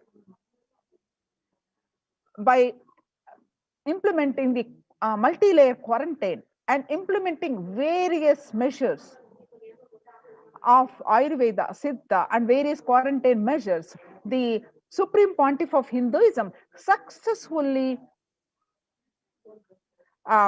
implemented in his spiritual embassies the protect people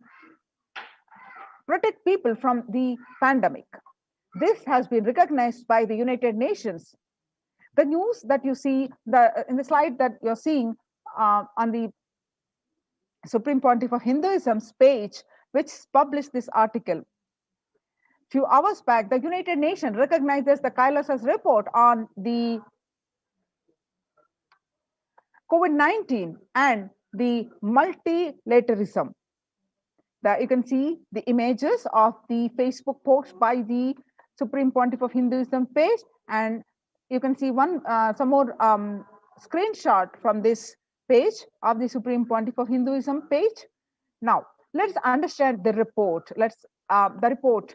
United Nations recognizes Kailasa's report on the COVID-19 and multilateralism. Report published on the ohchr.org.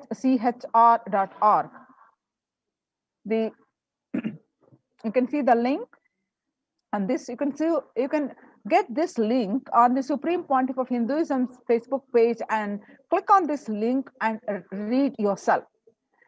The report published that the globalization of disease has led the world to be only as resilient as the least resilient country and person, especially of highly contagious COVID-19, which has spread with scale and severity not seen since the Spanish flu. The variants of the virus, such as B.1.617.2, Delta plus, Epsilon, and Gamma, continue to threaten even those vaccinated. Secondary diseases such as the black funguses are targeting the COVID patients and killing almost 1 in 2% in such cases. Human life is more precious and important that all economic principles are systems in totally, because all these concepts are legitimate only because of their utility value, which is to fundamentally make human life better. At least until this ongoing crisis ends, all economic policies related to money, banking, fixing prices of commodities, etc., need to be revised to make sure no human being suffers from hunger or the absence of required medical care.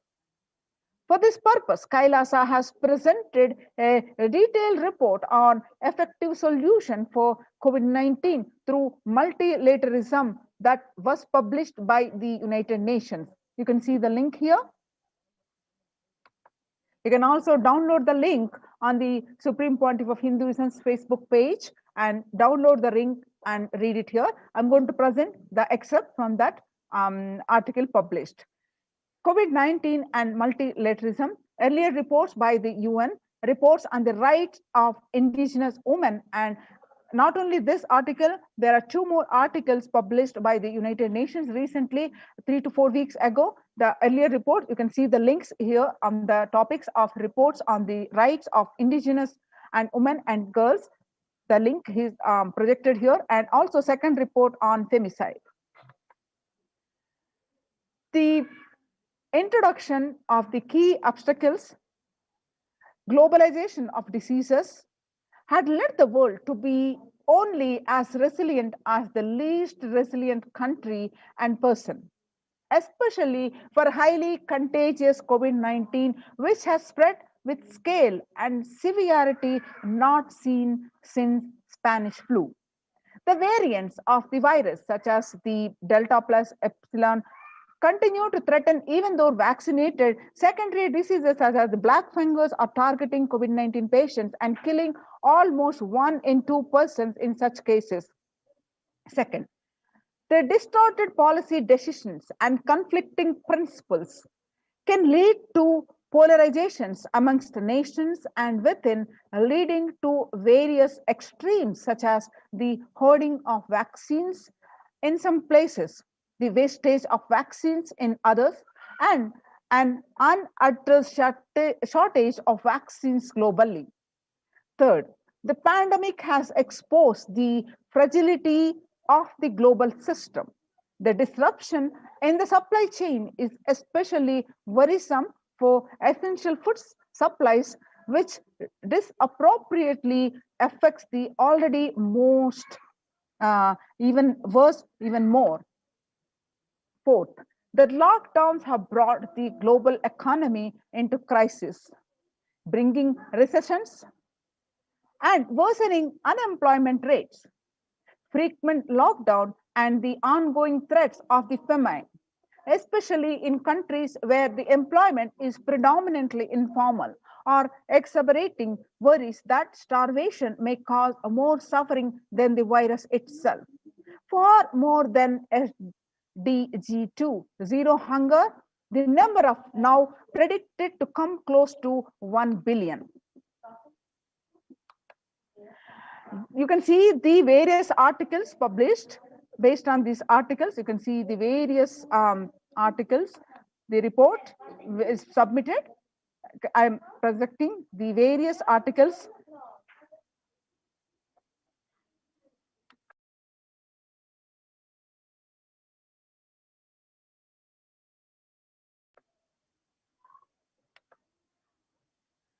Now, the solutions. In the report, the solutions presented: the first, revised economic policies.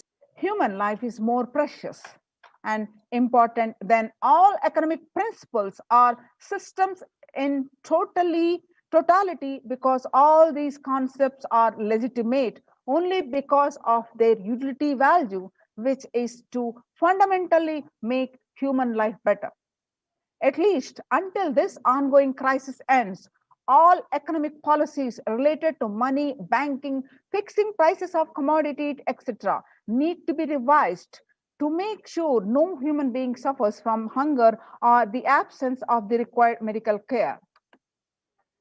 As per Hindu principles, the world, including the economy, evolves through the 5 phases. First, creation or growth. Second, sustenance or stagnation. Third, recession or revitalization. Fourth, reinvention. Fifth, breakthrough. As per the Hinduism, conventional economic growth is observed when best practices are applied diligently. However, during times of crisis, lead us to the 4th and 5th phases, wherein the need to reinvent and deliver a breakthrough becomes both a survival need and an opportunity to surpass any means and measures of conventional economic growth.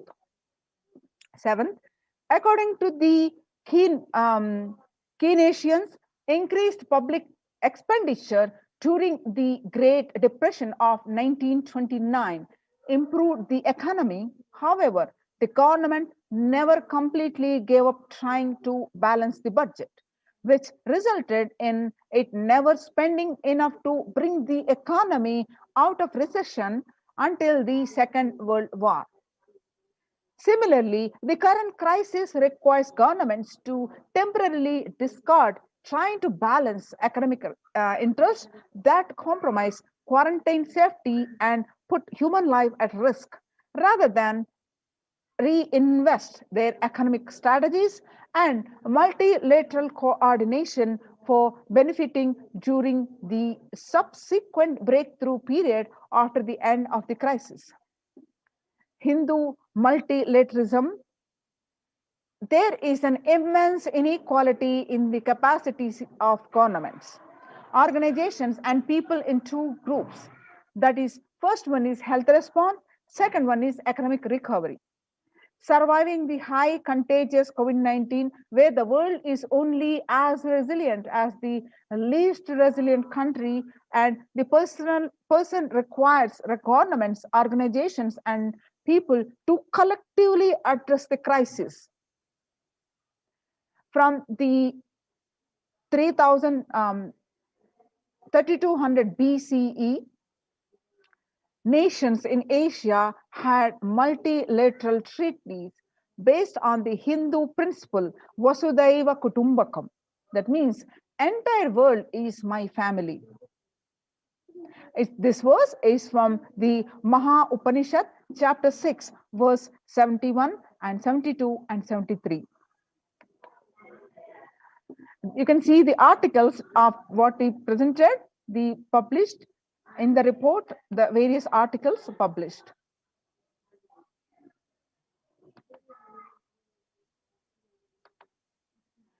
The next is provide sustainable community livings with multi-layered quarantine.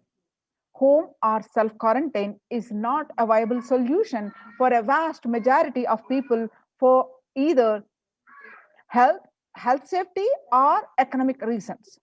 In Assam, home quarantine has been reported to be a primary reason for a large number of deaths. In some places, governments have moved people out of home quarantine to COVID care centers. Other issues linked with quarantine, especially in small houses, are mental health problems, such as an increase in suicidal ideation, especially among the younger population.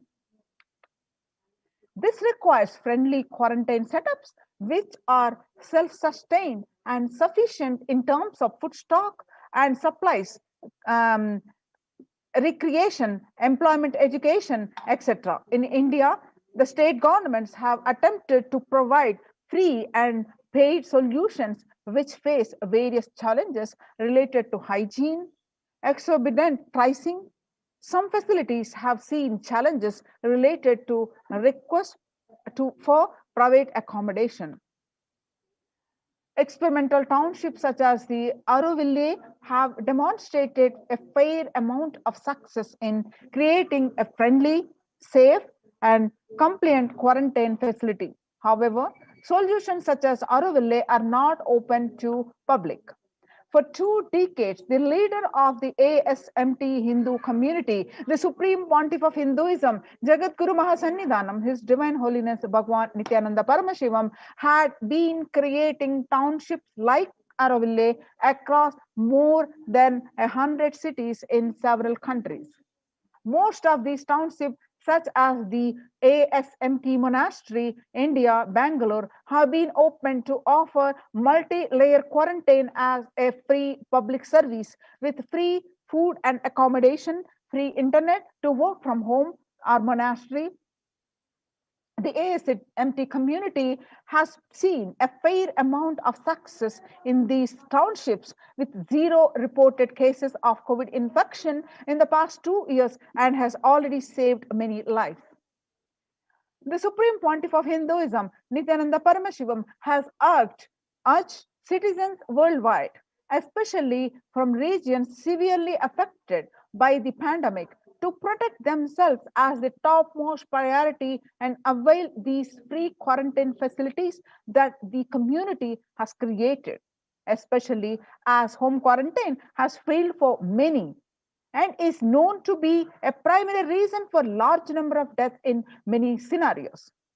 The Supreme Pontiff of Hinduism, Nithyananda Paramashivam, has emphasized the need and urged the government worldwide to provide food, safety, medical care, shelter, and all survival needs to all human beings under their care, with absolute multi-layer quarantine until coronavirus is eliminated from the planet Earth, including all different strains of the virus.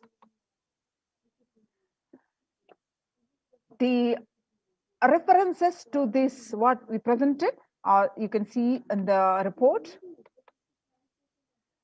The next report, D, educate citizens on individual pandemic management. Unlike previous pandemics, the current era provides active, real-time, and visual information about fatalities. Underreporting of this data may give false hope and make people reckless. Exaggerations in reporting can also make people reckless, as they may feel eventual death is due to coronavirus is inevitable. Proper education is extremely crucial, as it will dramatically reduce the number of deaths and reduce the challenge on the healthcare systems. Alcohol-related deaths have hit the record high during the pandemic, as long post-lockdown liquor lines are some extremely worrisome issues regarding which people need to be educated. As a top priority, people need to be given confidence in their life and security about their future for them to stop behaving recklessly and fall into depression and commit suicide. Leveraging best of different economic systems based on charity, barter, and money. Ancient Hindu economic treatise by Paramashiva, the primordial Hindu divinity, describe three kinds of economic systems and their principles. First, for things that do not perish by sharing, such as education and knowledge, Paramashiva recommends that no fee be charged. Second, for survival needs, such as food and health care, barter and charity are recommended. Third, for all other infrastructure and development works, service and commodities, gold and conventional currency-based options are allowed. These systems are still in practice in the modern day, but grossly overlooked and not sufficiently studied with their close relation to mainstream economics. The World Health Organization, WHO, and the GISAID provided yearly access to data regarding the virus. This is an example of an open knowledge-based economic policy where critical data about the virus was not monetized. Similarly, South Korea helped the USA access masks and testing kits, and there was a hope that this would lead to a reciprocal arrangement in terms of vaccines, which is like a barter-based model allowed in food and healthcare. The next F, Hindu policies for food security. A highly effective concept for ensuring food security in ancient Hindu nations was that of food grain banks. These were prevalent until the 18th century. The elderly in villages would start food grain banks with a seed capital of grains collected by the fundraising. If any person met with a crisis such as the crop failure, a food grain bank would lend them grains in exchange for an interest.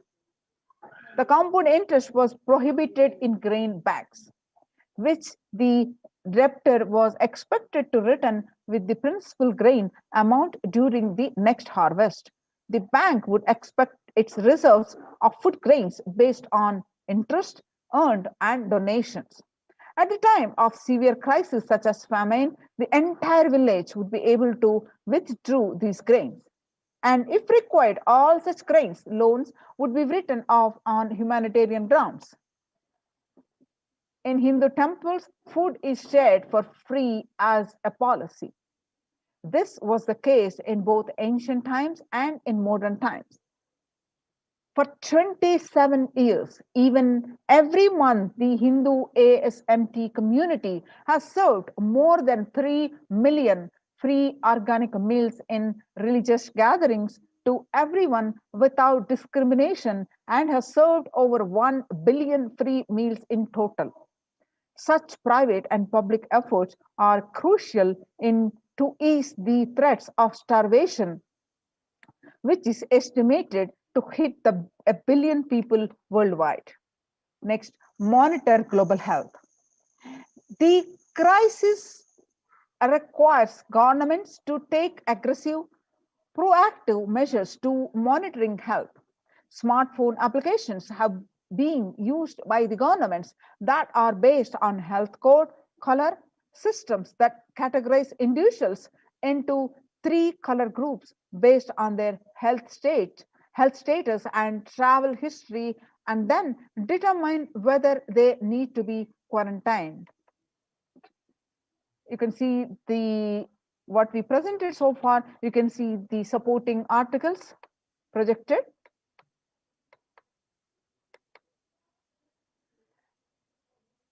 Though there were privacy related concerns associated with these approaches, some of these measures, such as agile daily reporting systems for accounting of newly suspected, diagnosed asymptomatic cases, number of deaths, and generating area-wide statistics, have played an important role in proactively responding to curb the spread of the disease and are being considered for implementation by various countries. I can see the reports of support, the articles of support. Next is traditional medicine. In Hinduism, nature and plants, planet Earth, are respected as the living divine mother energies capable of providing us with all our survival needs, food, medicines, etc. Through the traditional medicines such as TCM and Ayurveda are effective in addressing COVID-related issues, and a few years ago, Nobel Prize was awarded for scientific work based on traditional medicine. The mainstream Western medicine has chosen to characterize Ayurveda as a pseudoscience and TCM as unscientific. Such demeaning of traditional medicine systems have led nations to consider taking defensive unilateral decisions to protect their interests. The outright rejection of traditional medicine is not wise, and such policies should be revisited, especially as these medicine systems are time tested and have kept people healthy for several generations. Kailasa Union recommends governments worldwide provide solutions like Kailasa's Hindu medicinal care, which includes completely free of charge services such as Ayurveda, yoga, Siddha, and Western medicines, and multi-layered quarantine for complementing their ongoing public health efforts. You can see the supporting articles here, projected here.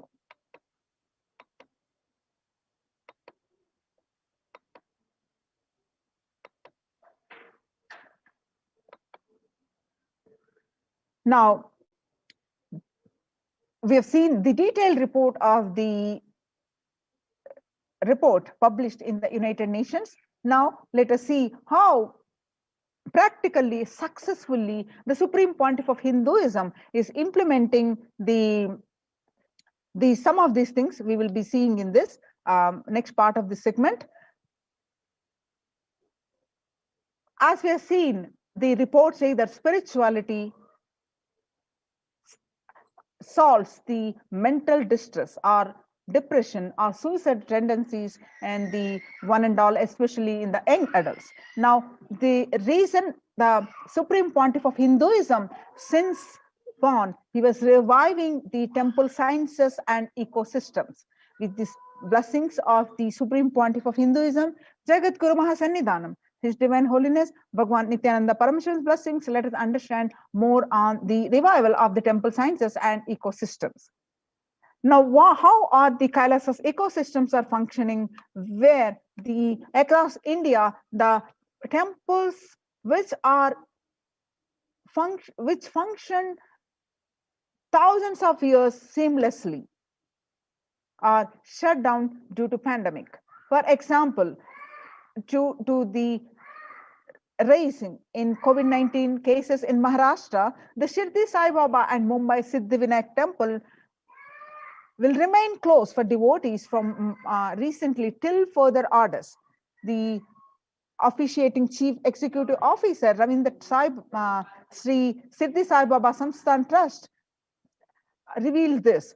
Siddhi's temple administration took the decision after the Maharashtra government on Sunday announced a weekend lockdown and night curfew in the state to control the spread of the virus. The Puri Jagannath temple to remain closed for devotees, keeping in view of the surge of the COVID-19 cases in Odisha and also in Puri, the authorities of the temple of Lord Jagannath in the pilgrim town on Sunday. The famous temple is closed for devotees since May 5th, as a statewide lockdown was imposed by the Odisha government. Not only this famous temple, but all the religious places closed for public in Bhubaneswar, as the city records the highest daily COVID surge. With the Odisha capital Bhubaneswar registering the highest ever single day spike of 581 new COVID-19 cases, the local municipal authorities recently declared the closure of all religious places like temples, mosques, gurudwaras, and churches for the devotees from Wednesday till further orders. In Uttar Pradesh, the major Maharashtra temples ban entry of devotees amidst the COVID-19 surge. Two major temples of the Sapta Devalaya, the cluster of 7 temples, and Vrindavan on Sunday banned the entry of the devotees in view of the rising COVID-19 cases. On the other side, the Gujarat Somnath temple is closed for darshan amidst the COVID-19 surge. In view of the surge in the COVID-19 infection, the Somnath Temple Trust has announced that the temple will remain shut for devotees from April 11th for an indefinite period. On the other hand, in South India, Tamil Nadu, the Chola era temple murtis were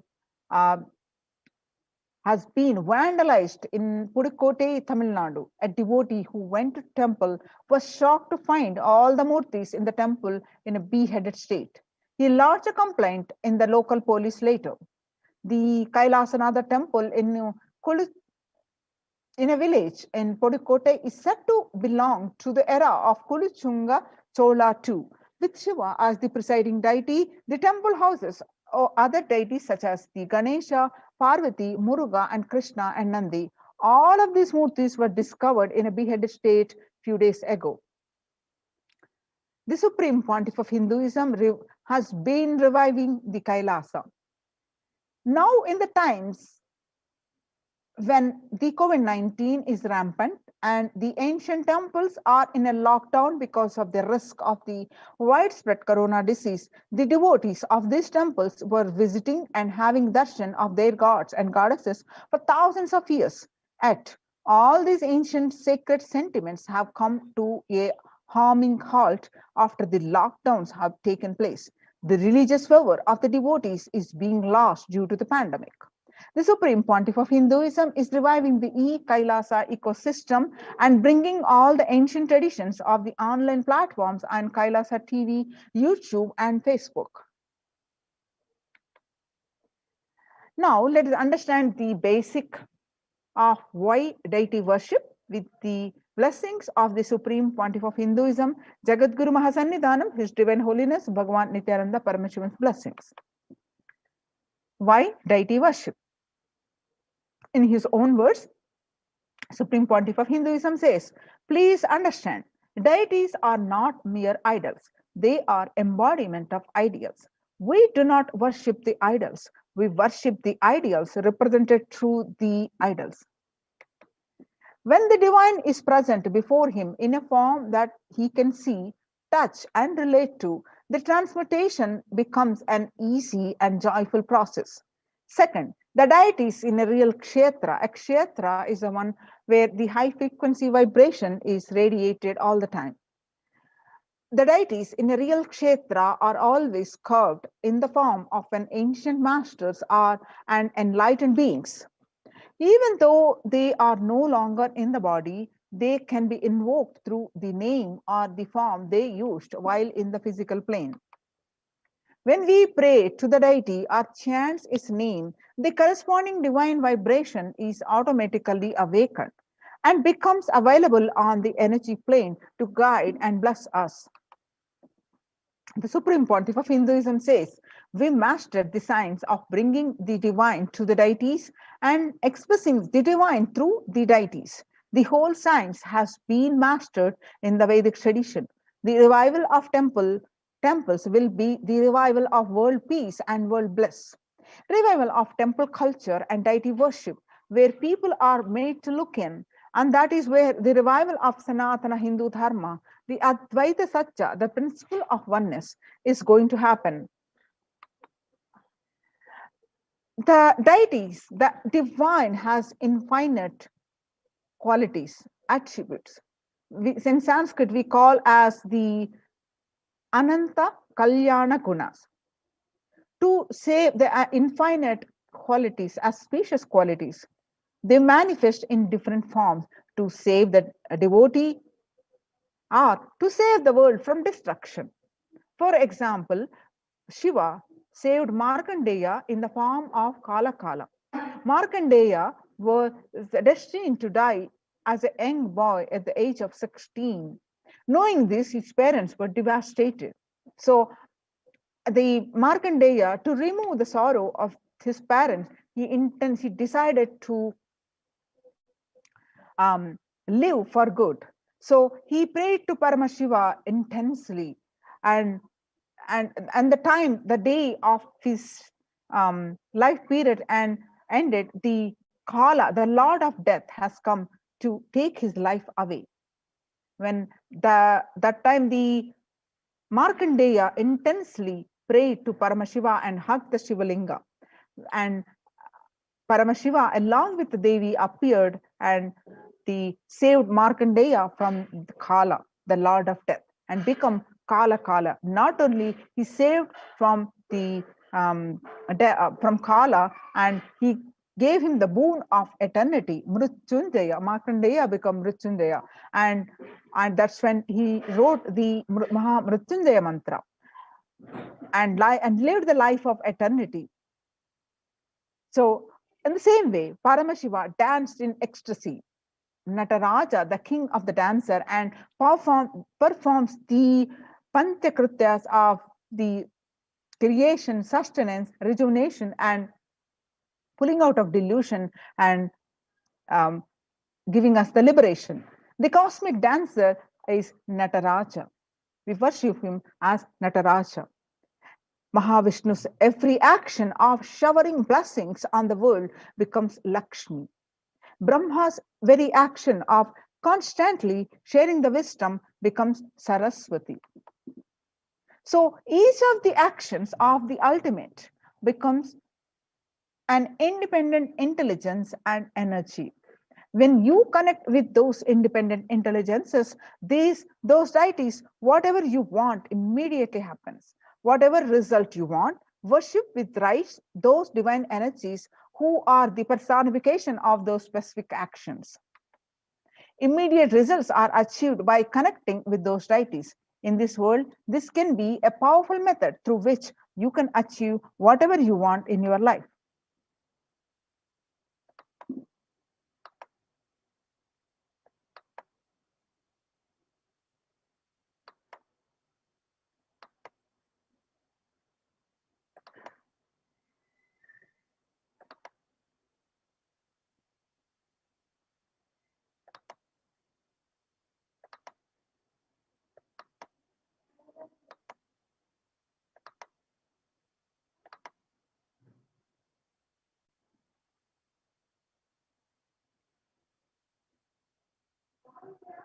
Now, let us understand more of the Kailasa's de facto spiritual embassies, having understood now that how the Supreme Pontiff of Hinduism reviving the Kailasa's de facto spiritual centers and the temple ecosystems.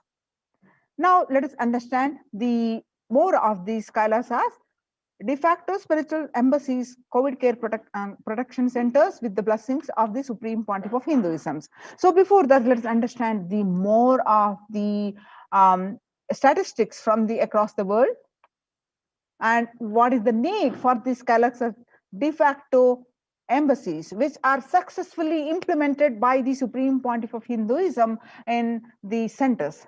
So if you see the world statistics today, younger adults are more likely to report symptoms of anxiety and or depressive disorder during the COVID-19 pandemic. If you see the statistics, the ages from 18 to 24, the young adults are at the 56.2, and ages 25 to 49, 48.9, and ages 50 to 64, it is 39.1, and ages 65, it is 29.3.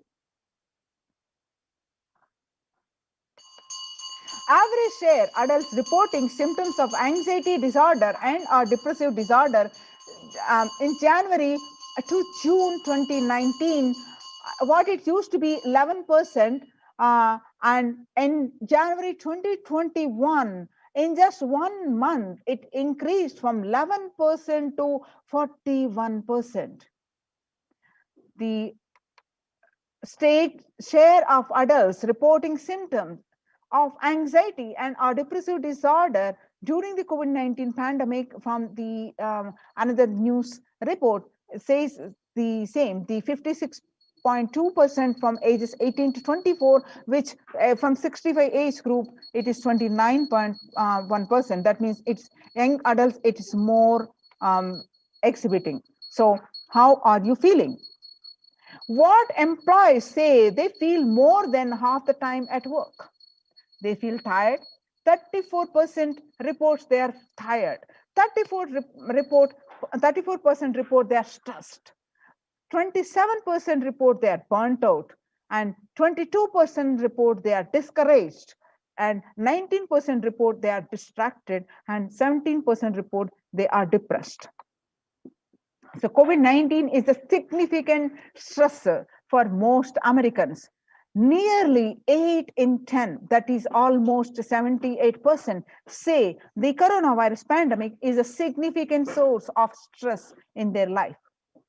Nearly 7 in 10, that is almost 67%, say they have experienced increased stress over the course of the pandemic.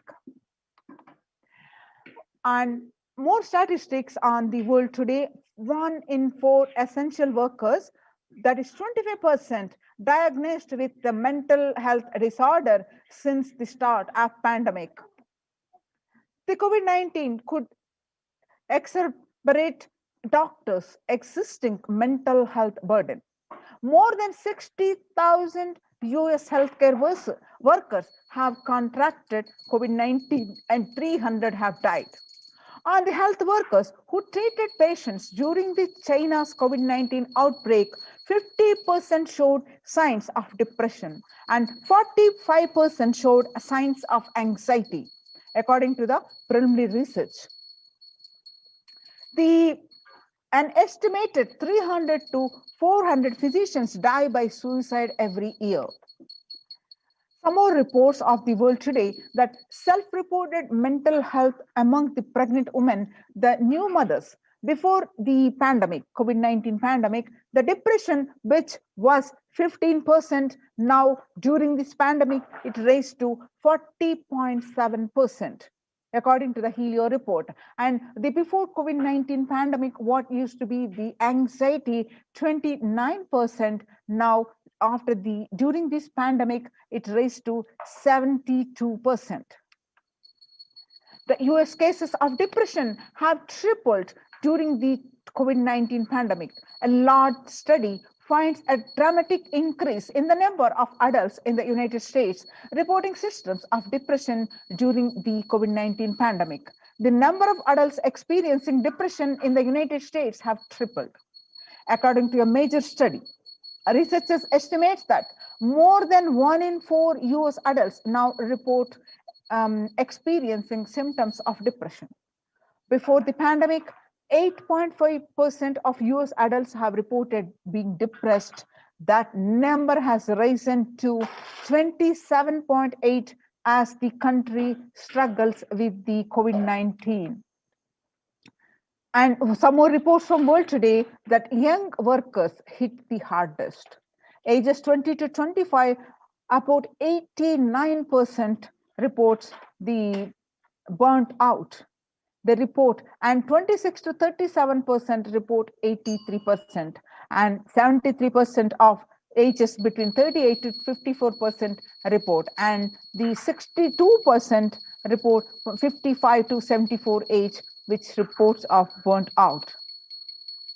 Now, let us see the contributions from Kailasa's Department of Human Services with the blessings of the Supreme Pontiff of Hinduism.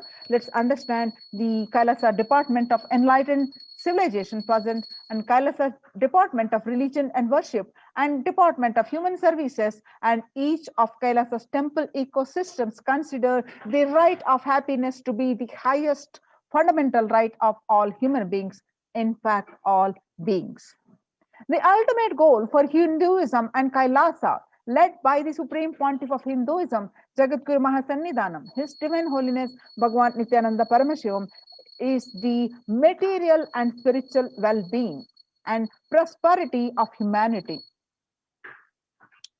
Kailasa is a place where the everything related to superconsciousness is revived. All the sampradayas, all the spiritual ecosystems created for enlightenment will be revived and established in such a way it never gets lost again. They are there forever serving the humanity. Now let us see how the Supreme Pontiff of Hinduism reviving tirelessly for 220 plus years, reviving the Kailasa's ecosystems.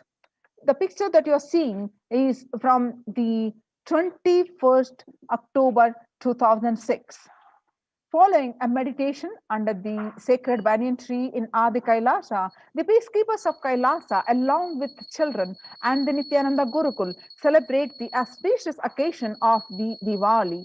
The Diwali is the traditional national celebration which is celebrated in the Adi Kailasa, Bidadi, Bangalore. Now you will see the pictures are from the Adi Kailasa Sarvajnapeetham, which are taken on the 22nd December 2018. The peacekeepers of Kailasa and the participants of the Paramashivoham meditation workshop take part in the celebrations of a traditional flock hoisting ceremony, which are taken at the Adi Kailasa Sarvajnapeetham. Now you are seeing the pictures way back in 2006 on 14th December. The Supreme Pontiff of himself conducting the Nithyananda Purana Convention, which is also called the Life Bliss Program Level 2.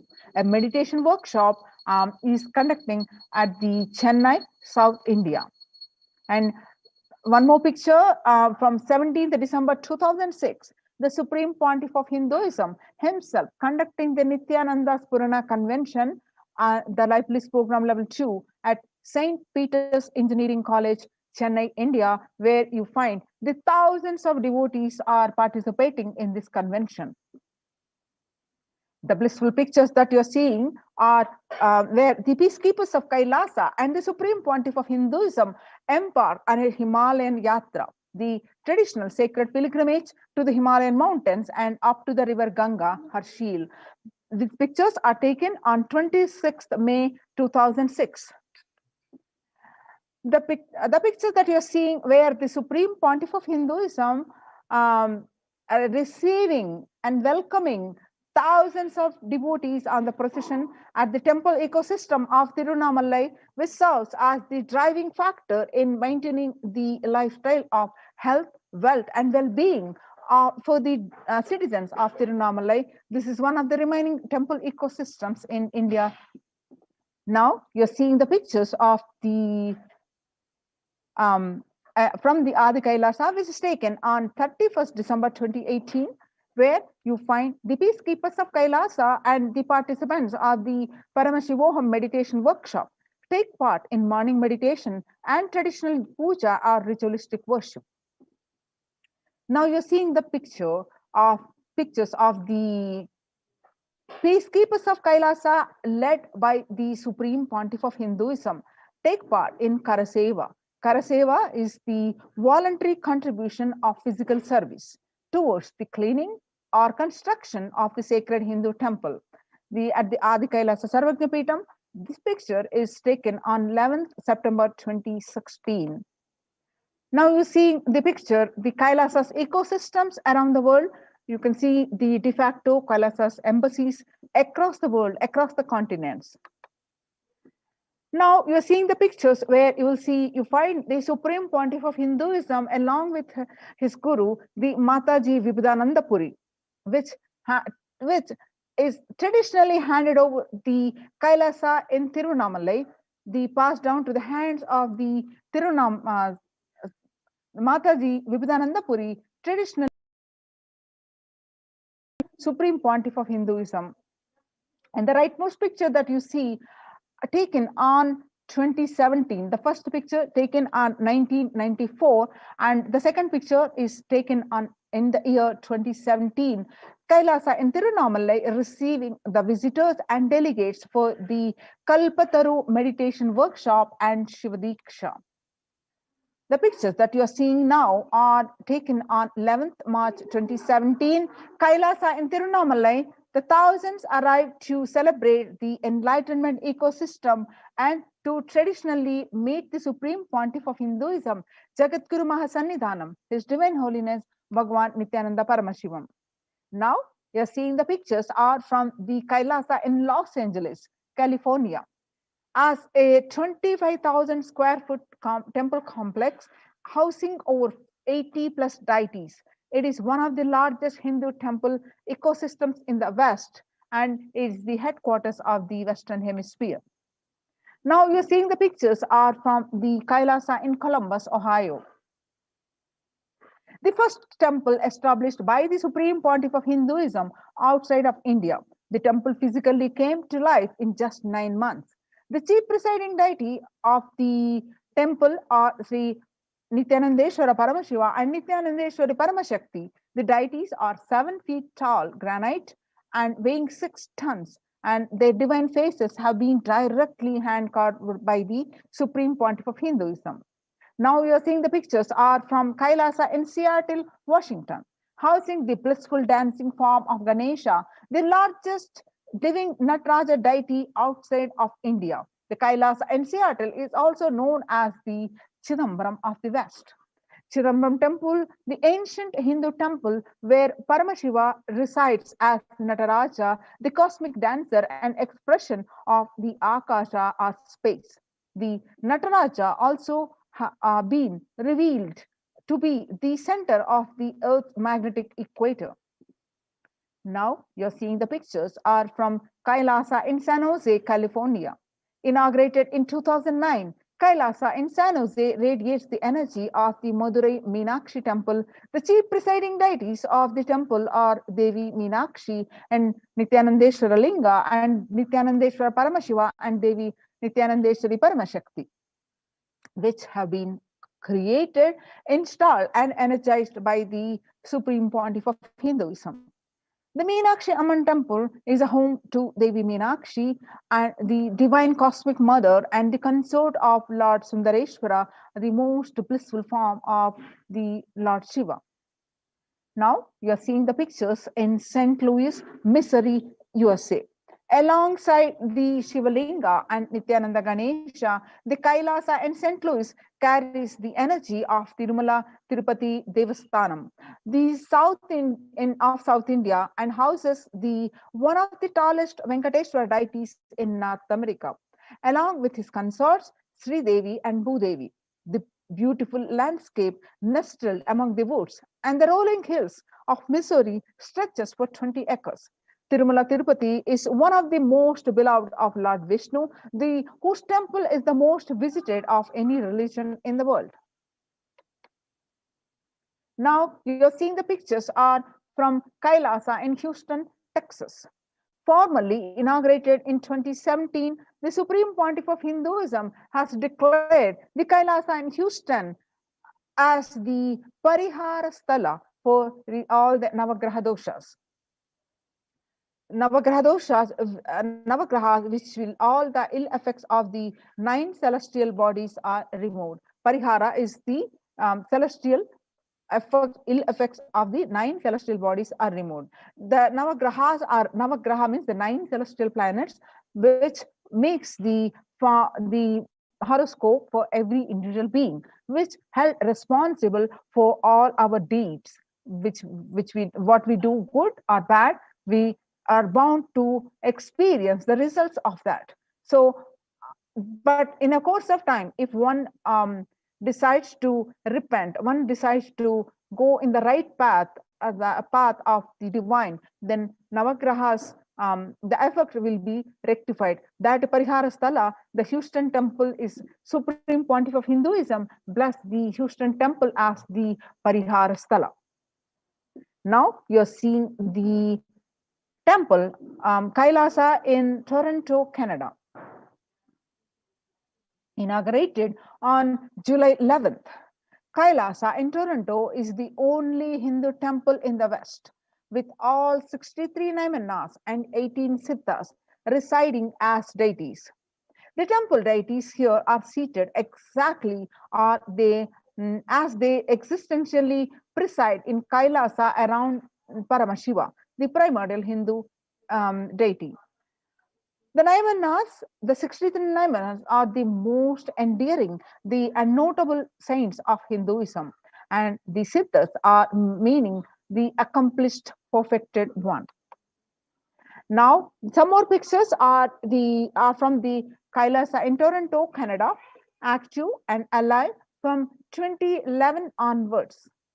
Kailasa in Toronto has been blessed to radiate the super consciousness energy of Kailasa. The temple ecosystem goes to providing various temple services to the community, such as Annadan and traditional Hindu ceremonies.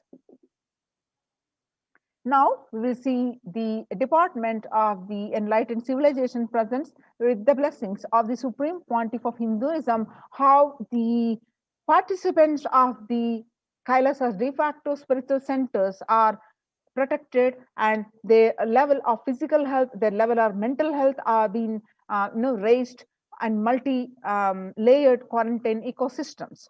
So how the morning spiritual routine and the enlightened ecosystem looks like. Now let us see the revelations to the world by the Devi Parashakti on 12th May 2021.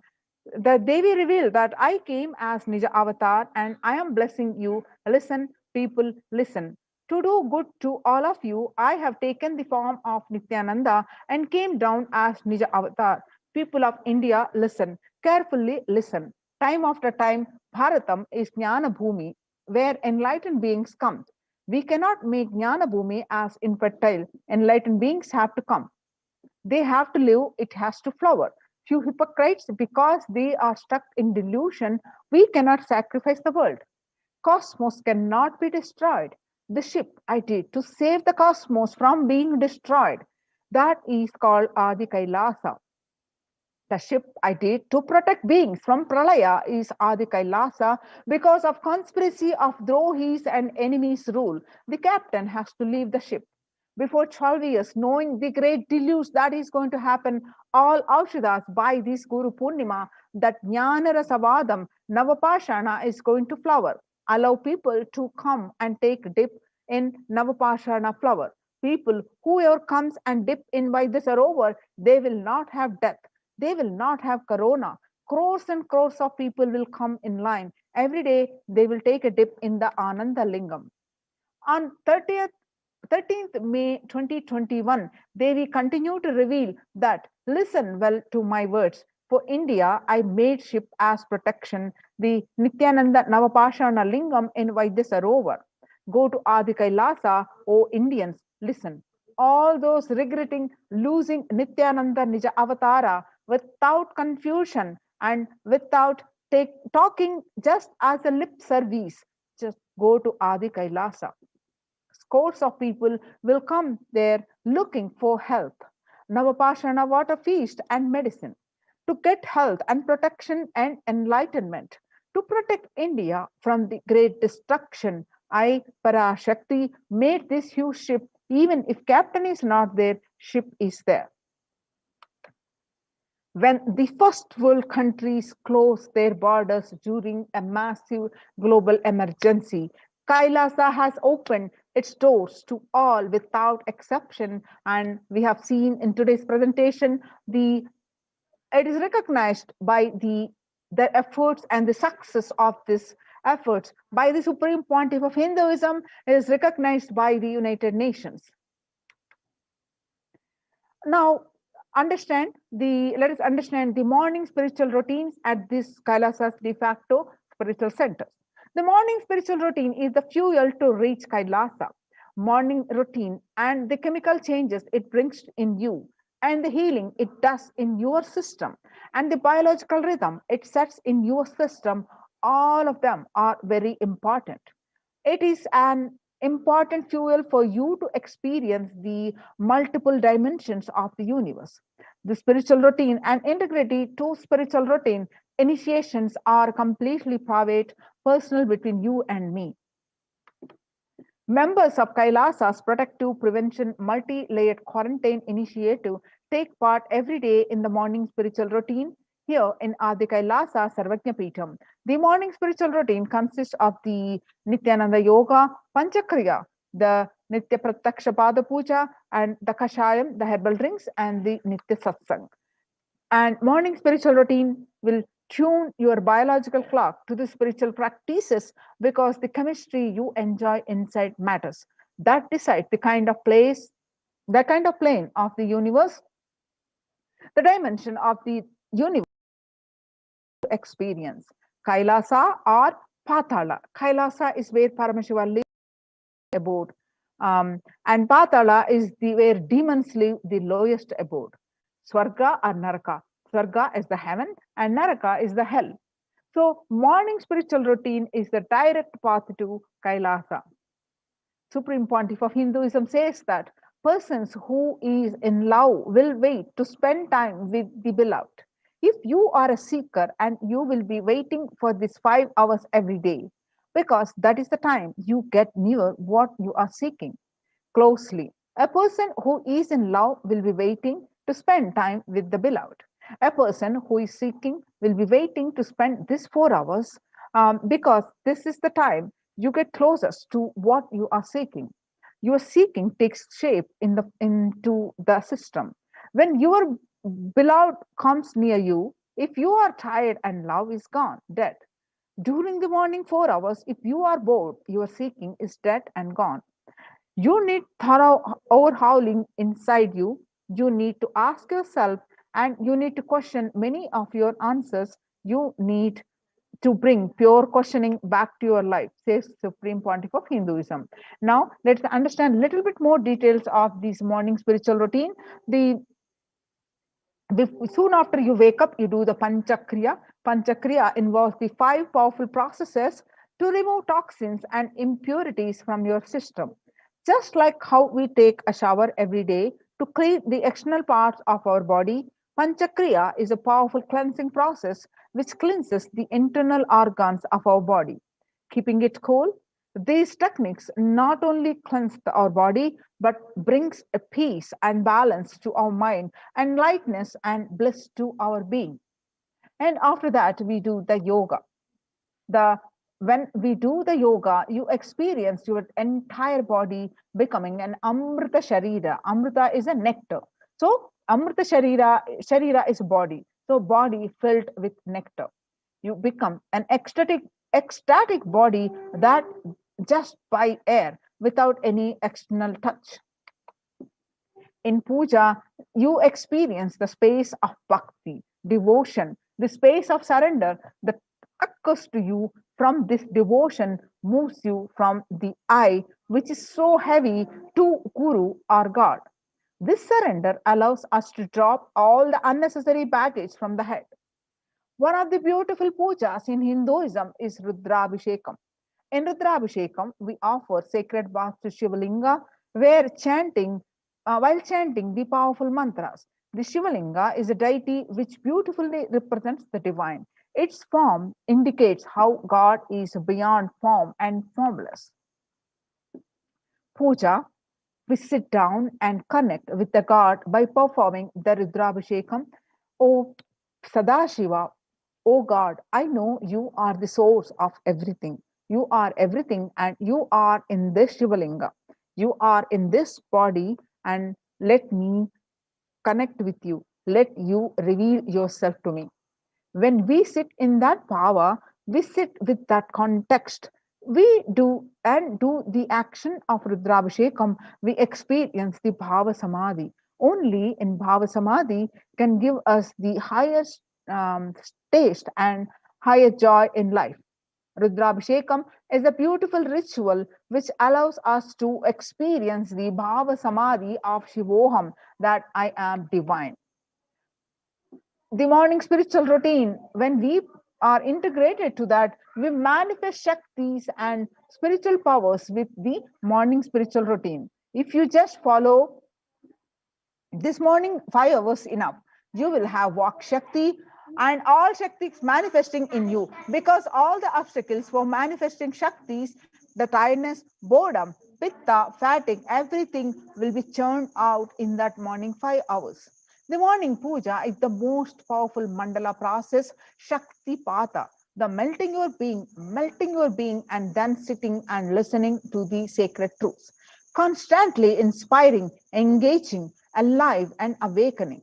Just this morning 5 hours, if you can bring integrity and authenticity, all the obstacles stopping you from proper manifestation will disappear. You can perform all the spiritual practices by yourself, like morning yoga, nitya puja, but there will always be a risk of losing your initial inspiration and excitement after a few days and after a few weeks. Living in the enlightenment ecosystem, if your boredom and tiredness try to pull you down, the Sangha will protect you, help you by giving a wake up call and supporting you to complete your incompletions. No. So join the COVID care protection centers, which is now recognized, appreciated by the United Nations. I'm sorry. Join these highly appreciated, recognized by the United Nations, these COVID care protection centers. Register now through the link below, https://kailasa.org/Kailasa care. The https://kailasa.org, KAILAASA, kailasa.org/Kailasa care, KAILASA, Kailasa care, CARE. So join now, and these COVID care protection centers, register now. So we'll be moving on to the next segment after a short break.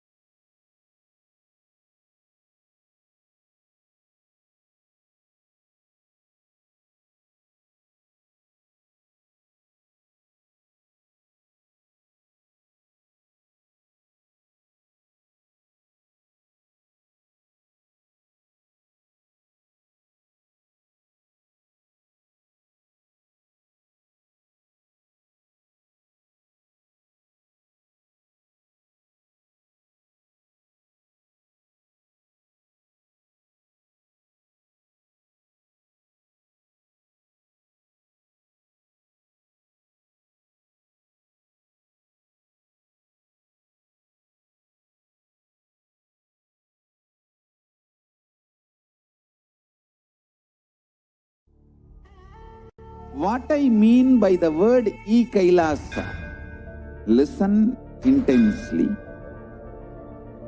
Enlightenment ecosystem, literally enlightenment itself, in your own home, wherever you are. If you cannot come to Kailasa, it's okay. Kailasa can come to you. By evolution,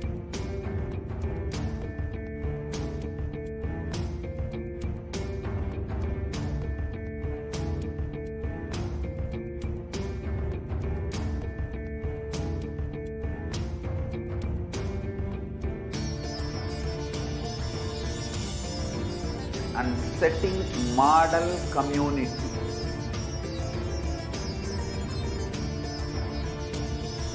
Kailasa, enlightenment ecosystems, Sarvanya Peethas all over the world.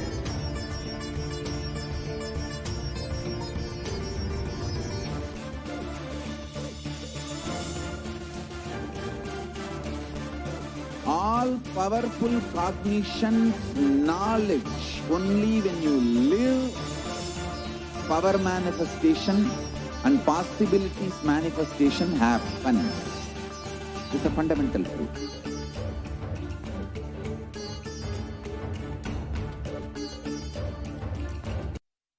Connecting with the divine with your eyes closed is meditation. Connecting with the divine with your eyes open is darshan. Come, let us all now move from meditation to darshan. Slowly, very slowly. Connecting with the divine with your eyes closed is meditation. Connecting with the divine with your eyes open is darshan. Come, let us all now move from meditation to darshan. Slowly, very slowly, please open your eyes.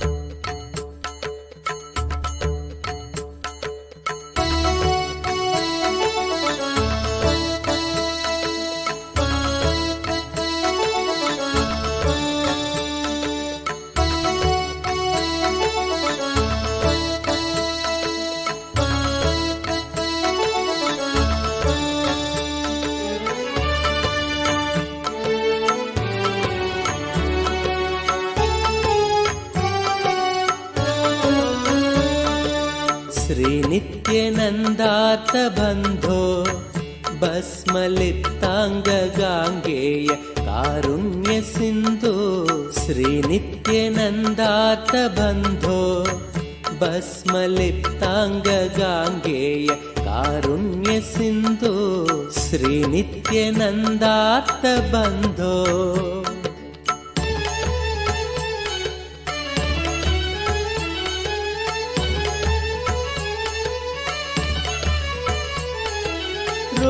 रुद्राक्षधारिन् नमस्ते रौद्ररोगं हरत्वं परारेर्गुरोर्मे रुद्राक्षधारिन् नमस्ते रौद्ररोगं हरत्वं परारेर्गुरोर्मे राकेन्दुवक्त्रं भवन्तं माररूपं कुमारं भजे कामपूरम् राकेन्दुवक्त्रं भवन्तं माररूपं कुमारं भजे कामपूरम् श्री नित्यानन्दा नमस्ते गुरु नित्यानन्दा नमस्ते श्री नित्यानन्दा नमस्ते गुरु नित्यानन्दा नमस्ते श्री नित्यानन्दार्थ बन्धो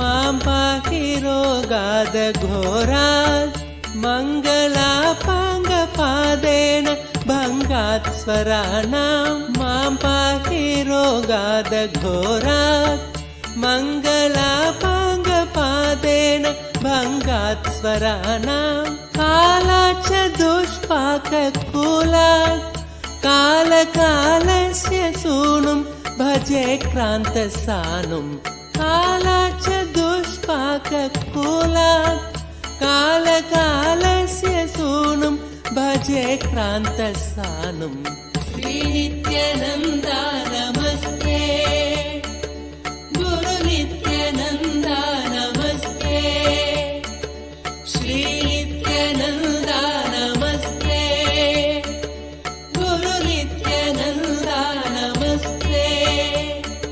श्रीनित्यानन्दार्तबन्धो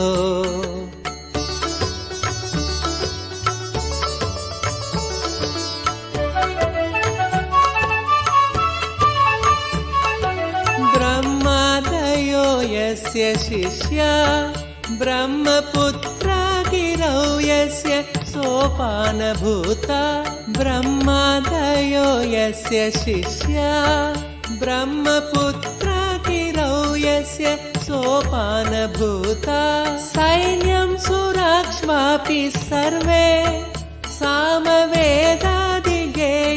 भजे नित्यानन्दम् सैन्यं सुराक्ष्वापि सर्वे सामवेदादिगेयं भजे नित्यानन्दम् श्रीनित्यानन्दा नमस्ते गुरुनित्यानन्दा नमस्ते श्रीनित्यानन्दा नमस्ते गुरुनित्यानन्दा नमस्ते श्रीनित्यानन्दार्तबन्धो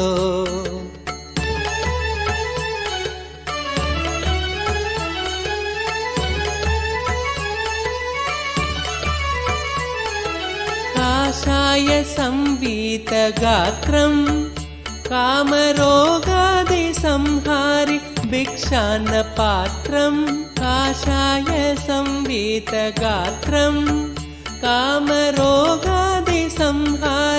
भिक्षान्नपात्रं कारुण्यसम्पूर्णनेत्रं शक्तिहस्तं पवित्रं भजे नित्यानन्दम् कारुण्यसम्पूर्णनेत्रं शक्तिहस्तं पवित्रं भजे नित्यानन्दम् श्रीनित्यानन्दा नमस्ते गुरुनित्यानन्दा नमस्ते श्रीनित्यानन्दा नमस्ते गुरुनित्यानन्दा नमस्ते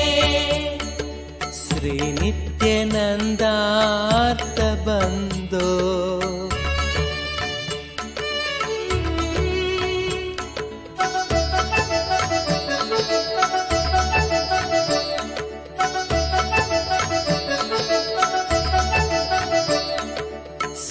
श्रीनित्यशैले वसन्तं साधुसङ्गस्य रोगान् सदा संहरन्तं श्रीनित्यशैले वसन्तं साधुसङ्गस्य रोगान् सदा संहरन्तम् ओङ्कारतत्त्वं वदन्तं शम्भुकर्णे हसन्तं भजेऽहं शिशुन्तम् ओङ्कारतत्त्वं वदन्तं शम्भुकर्णे हसन्तं भजेऽहं शिशुन्तम् श्रीनित्यानन्दा नमस्ते गुरुनित्यानन्दा नमस्ते श्रीनित्यानन्दा नमस्ते गुरुनित्यानन्दा नमस्ते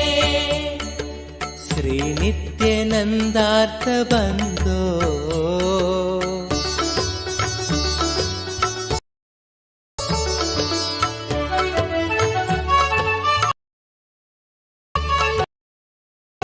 कृतं चित्र दीक्षितानन्दरामेण सिद्ध्यै स्तोत्रं कृतं चित्रचित्रम् नित्यानन्दरामेण सर्वार्थसिद्ध्यै भक्त्या पठेत्यः प्रभाते देवदेव प्रसादात् लभेदाष्टसिद्धिं भक्त्या पठेत्यः प्रभाते देवदेवादात् लभेदाष्टसिद्धिं श्रीनित्यनन्दार्थबन्धो भस्मलिप्ताङ्गगाङ्गेय कारुण्यसिन्धो श्रीनित्यनन्दार्थबन्धो भस्मलिप्ताङ्गगाङ्गेय कारुण्यसिन्धो श्रीनित्यनन्दार्थबन्धो श्रीनित्यानन्दा नमस्ते गुरुनित्यानन्दा नमस्ते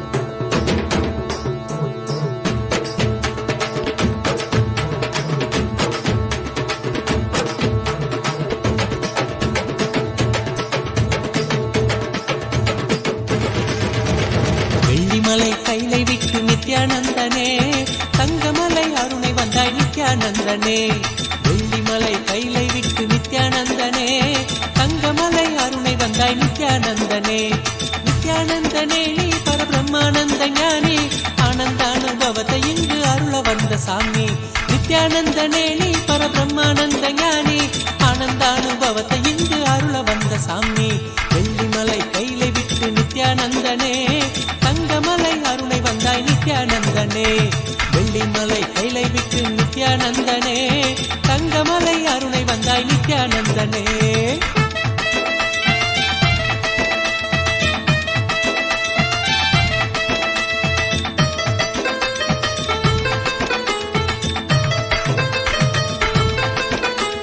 சோனமலை வந்துதித்த நித்யானந்தனே சோனமலை வந்துதித்த நித்யானந்தனே ஒரு ஞான குரு ஆனவனே நித்யானந்தனே ஜீவன் சிவனாக மாற்றி அவ்வியாத்மனோடு சேர்த்து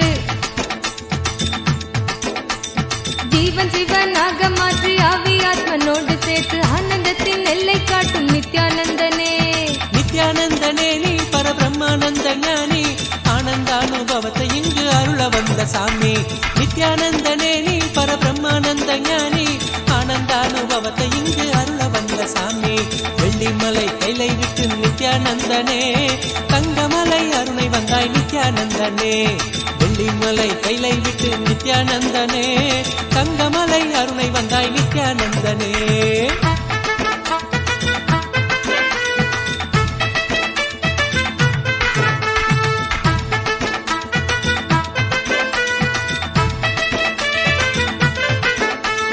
ஞானமெனும் ஆனந்த தீபம் ஏற்றியே ஞானமெனும் ஆனந்த தீபம் ஏற்றியே எங்கள் வாழ்வில் இன்ப ஜோதியான நித்யானந்தனே அகந்தையற்ற காம குரோதம் அனைத்தும் இங்கு மாய்ந்து போக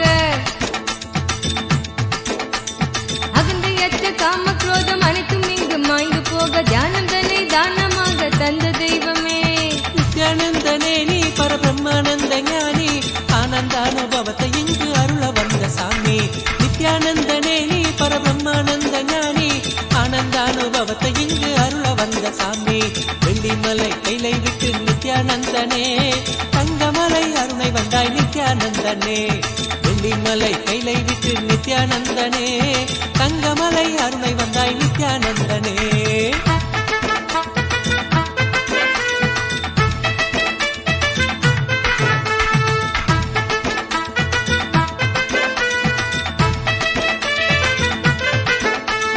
தாரணியின் அவல கோலம் நீக்குவதற்கே தாரணியின் அவல கோலம் நீக்குவதற்கே ஒரு தவத்தின் கோலம் பூண்டனையே நித்யானந்தனே நின் நாமந்தனை நாவில் ஏந்தி ஞான மார்க்கத்தினை பற்றி நின் நாமந்தனை நாவில் ஏந்தி ஞான மார்க்கத்தினை பற்றி வாழ்வில் பெறும் பேறு பெற்றோம் நித்யானந்தனே நித்யானந்தனே நீ பரபிரம்மானந்த ஞானி ஆனந்த அனுபவத்தை இங்கு அருள வந்த சாமி நித்யானந்தனே நீ பரபிரம்மானந்த ஞானி ஆனந்த அனுபவத்தை இங்கு அருள வந்த சாமி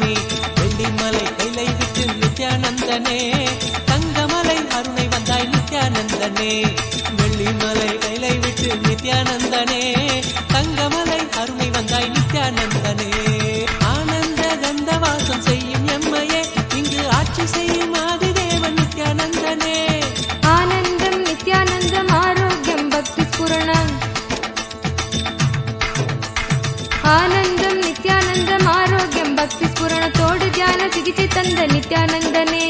நித்யானந்தனே நீ பரபிரம்மானந்த ஞானி ஆனந்த அனுபவத்தை இங்கு அருள வந்த சாமி. நித்யானந்தனே நீ பரபிரம்மானந்த ஞானி ஆனந்த அனுபவத்தை இங்கு அருள வந்த சாமி. வெள்ளிமலை கைலை விட்டு நித்யானந்தனே தங்கமலை அருணை வந்தாய் நித்யானந்தனே. நித்யானந்தனே நீ பரபிரம்மானந்த ஞானி ஆனந்த அனுபவத்தை இங்கு அருள வந்த சாமி. நித்யானந்தனே நீ பரபிரம்மானந்த ஞானி ஆனந்த அனுபவத்தை இங்கு அருள வந்த சாமி. அகமாகி ஜெகமாலும் ஆதிசக்தி நீ நித்ய அவதாரமாய் வந்து வாழும் சக்தி நீ. வல்வினைகள் வீட்டிடவே கொண்ட துயர் மாய்த்திடவே வல்வினைகள் வீட்டிடவே கொண்ட துயர் மாய்த்திடவே வாழ்வின் பொருளாக நின்ற நித்திய சக்தி நீ. நித்யானந்தனே நீ பரபிரம்மானந்த ஞானி ஆனந்த அனுபவத்தை இங்கு அருள வந்த சாமி. நித்யானந்தனே நீ பரபிரம்மானந்த ஞானி ஆனந்த அனுபவத்தை இங்கு அருள வந்த சாமி. வெள்ளிமலை கைலை விட்டு நித்யானந்தனே தங்கமலை அருணை வந்தாய் நித்யானந்தனே. வெள்ளிமலை கைலை விட்டு நித்யானந்தனே தங்கமலை அருணை வந்தாய் நித்யானந்தனே. நித்யானந்தனே நீ பரபிரம்மானந்த ஞானி ஆனந்த அனுபவத்தை இங்கு அருள வந்த சாமி. நித்யானந்தனே நீ பரபிரம்மானந்த ஞானி ஆனந்த அனுபவத்தை இங்கு அருள வந்த சாமி.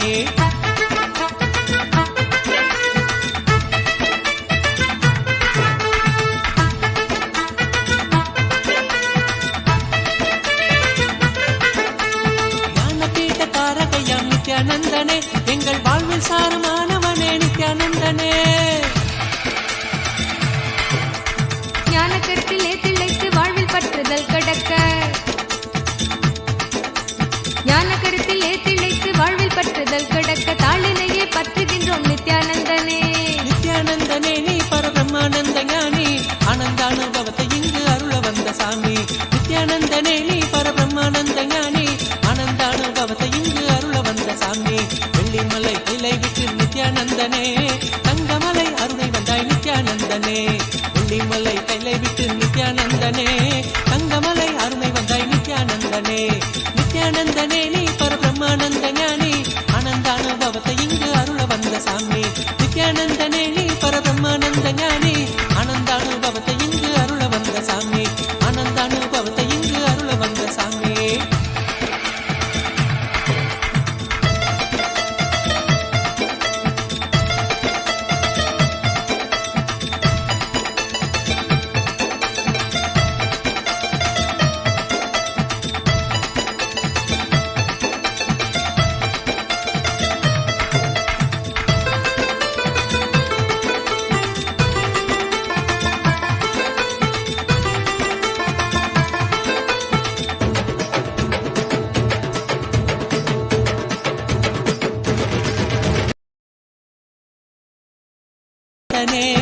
தங்கமலை அருணை வந்தாய் நித்யானந்தனே. வெள்ளிமலை கைலை விட்டு நித்யானந்தனே தங்கமலை அருணை வந்தாய் நித்யானந்தனே. நித்யானந்தனே ஆனந்த ஞானி ஆனந்த அனுபவத்தை இங்கு அருள வந்த சாமி. நித்யானந்தனே நீ பரபிரம்மானந்த ஞானி ஆனந்த அனுபவத்தை இங்கு அருள வந்த சாமி. வெள்ளிமலை கைலை விட்டு நித்யானந்தனே தங்கமலை அருணை வந்தாய் நித்யானந்தனே. வெள்ளிமலை கைலை விட்டு நித்யானந்தனே தங்கமலை அருணை வந்தாய் நித்யானந்தனே.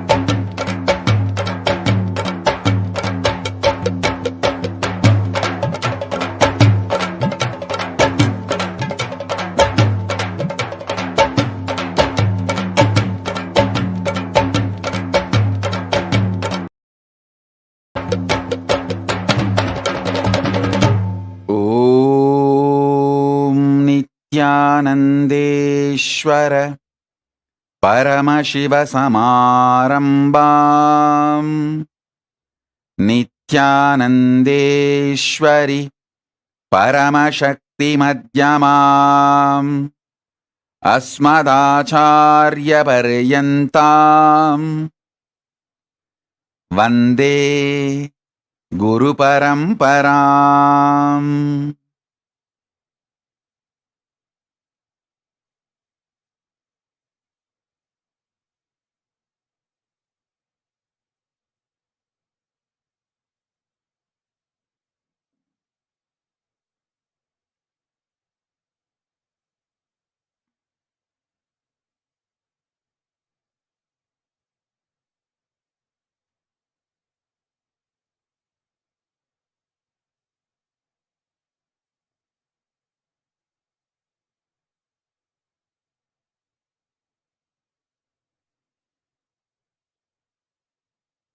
I welcome you all with my love.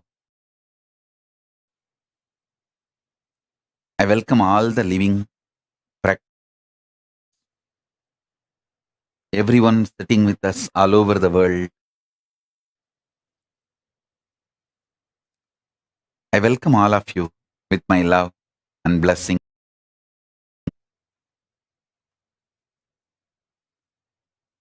Paramashiva's message directly from Kailasa. Listen.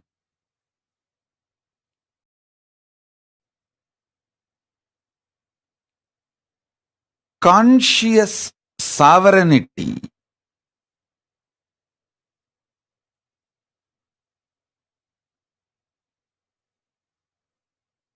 not only brings you the freedom, it brings right purpose for your freedom. Not just health, right reason why you should be healthy. Not just wealth, right reason why you should be wealthy. Not just freedom, right reason what for you need freedom, what kind of freedom you need. Understand? Not just powers, what kind of powers you need for your fulfillment. Not just freedom, bringing the purpose for your freedom. Not just bliss, bringing the purpose for your existence. I tell you, the beauty of conscious sovereignty is the moment you hear this truth, get initiated, your inner space expands to that level. You can never go back to the old past, same old personality or identity. You can never back to be same old. That is why that initiation is always called, Shakti Pada is always called, giving you second birth, rebirth. Initiated one who got the Shakti Pada is called Dvija, reborn.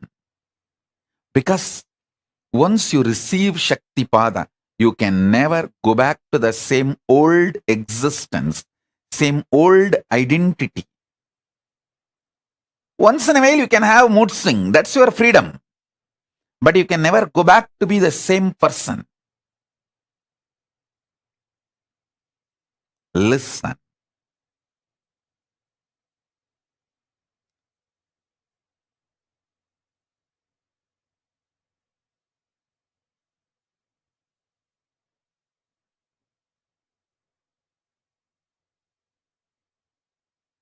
The most beautiful absolutely beautiful thing that can happen to life is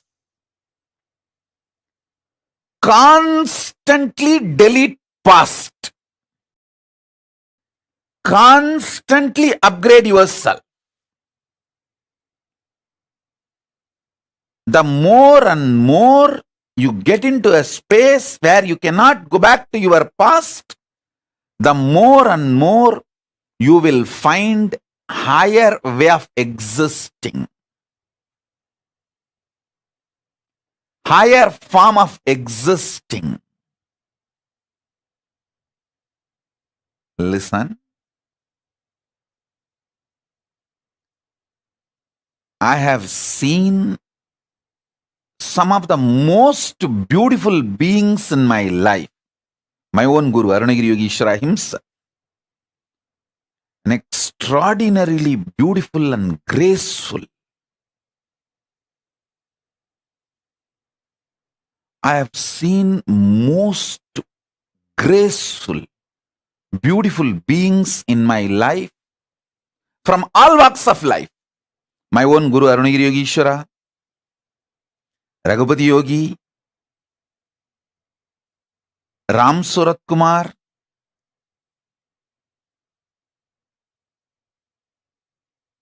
at least all these names I uttered, they are all not bound by certain responsibility or organization or organized living.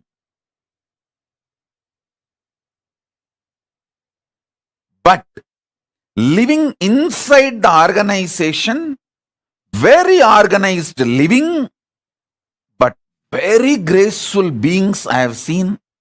Srimad Swami Gautamananda ji. He is still alive. If you are in Chennai or Tamil Nadu, never miss having his darshan. He lives in Chennai, Mailapur, Ramakrishna Mat. Tiruchi Swami, Kailasa Ashram.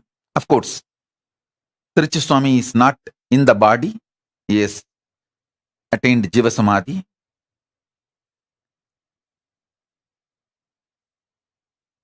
Some of these beings, especially Srimad Swami Gautamananda ji, is within the organization. Very organized living. But I have seen him in close quarters.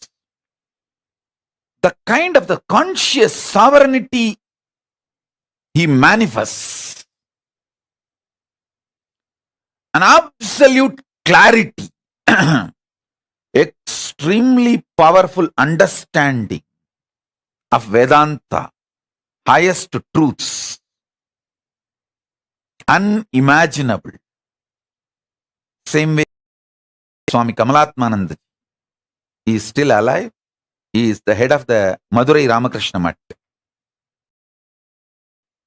I had the fortune of sitting at his feet and learning. He radiates the grace of Shiva Bhakti. I have seen such wonderful people in my life who demonstrated, who proved that conscious sovereignty, manifesting it, living it is possible in all walks of life. In all walks of life. Whether you are a free living individual or living in an organization or even married and living with wife, a householder life. I have seen so many graceful people in my life radiating conscious sovereignty. Listen carefully. Some of the greatest revelations I received from my Guru, Arunagiri Yogeshwara.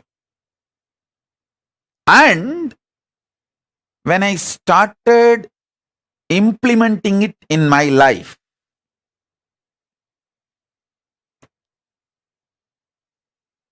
And when I started teaching, and when my disciples who are initiated by me, when they started implementing in their life, and when they came back and gave me the feedback, the right, wrong, good, bad, success, failure,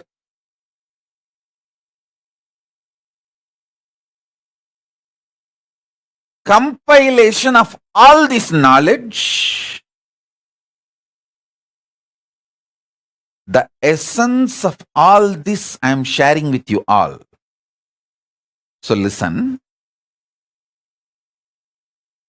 understand. 3 things I wanted to convey. Conscious sovereignty brings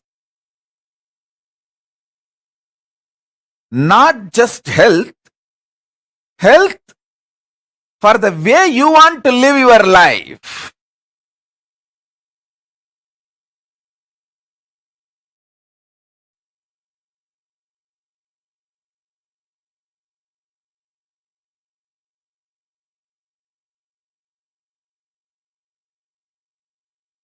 Conscious sovereignty not just brings freedom, it brings freedom with a purpose. For example,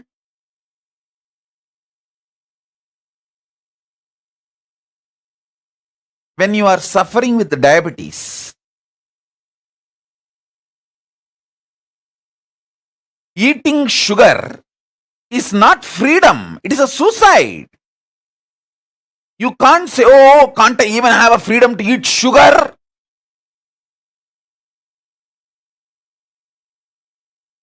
People cry, saying, are they kept in prison? Don't they have the freedom to eat sugar? Hey, listen. When you are having diabetic, freedom to eat sugar is not freedom, it is suicide. Freedom to have the food for your health in a tasty way is freedom.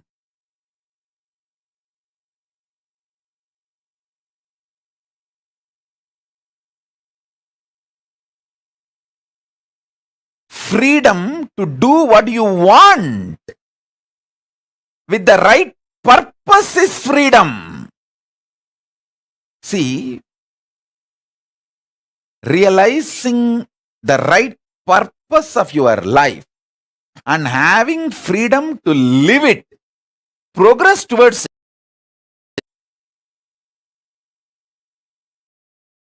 I feel so happy when I see her mother, both of them in the Hyderabad, when they come and religiously they will sit. Especially mother is elderly person. Even if she feels little sleepy, because now it is already 11 o'clock, late night in India. But I have never seen her missing the satsang. Actually, this is freedom.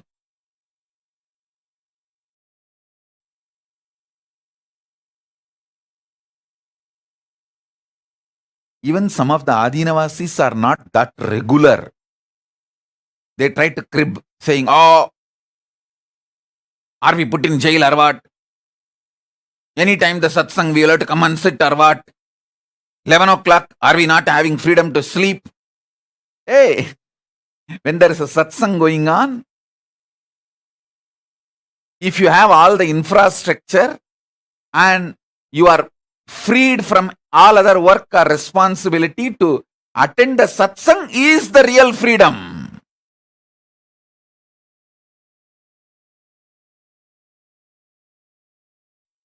So freedom with a purpose.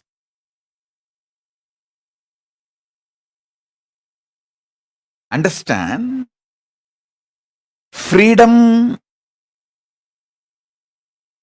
for your purpose is the freedom.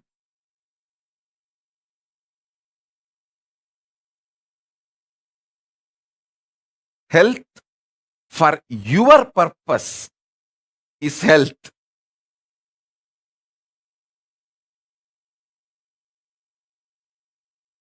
Wealth for your purpose is wealth. I tell you, last 3 years studying many different ideas about economy and many different countries' economy policies, how it is geopolitical centered, how it is the ideology like a communism or socialism or capitalism centered, and how various countries function their economy. There are some countries which gives high interest for deposits. There are some countries which gives minus interest, means they take money from you to keep your money.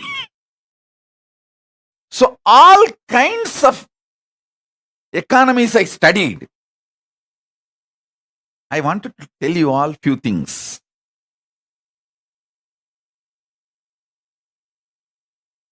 It is actually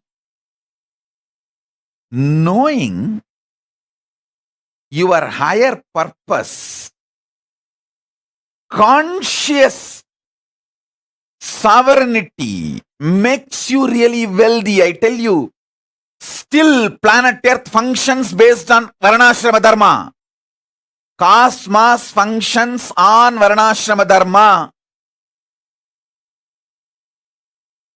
After studying so many countries' economical policies, how the economies are kept alive, to come up with a right economical policy closest to Veda-agamas. See, I wanted to implement the Veda-agamas as it is, map it as it is. So the closest possible structure on which I can map, so I can fine-tune the whole thing to focus as Paramashiva wanted, the whole Vedagamic civilization. So I have spent huge resources, energy, time, ultimately Paramashiva's blessings and samadhi and revelations he gives in samadhi. With everything I thoroughly analyzed, I came to the realization, planet Earth runs based on Varnashrama Dharma. Wherever Vaishyas exist with their Vaishya Dharma, that nations become wealthy. The economical intellectuals, their friends, and the ecosystem they want to nourish. I am studying the Japanese economical intellectuals and the ecosystem they are nourishing. The US economical intellectuals and the ecosystem they are nourishing. The Indian economical intellectuals and the ecosystem they are nourishing. All this I studied.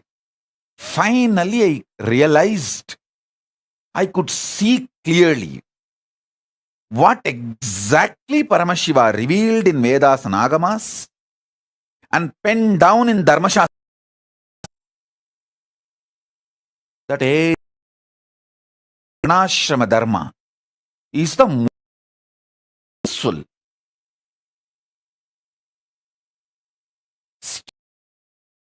for. I was studying elaborately.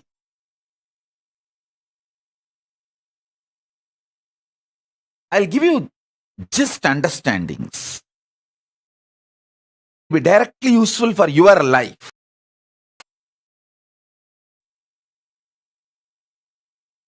there are many countries, the investments which is not needed for them, those investments become load on them, try to lend with less just to rotate that money and keep that money circulating because they don't know what to do. And those loans become NPAs, non-performing assets, in 3 to 5 years. It's a vicious circle. They are caught in vicious circle, having wealth without purpose. The conscious sovereignty is not nourished. Listen. If the conscious sovereignty in you is nourished, you build muscles, not fat.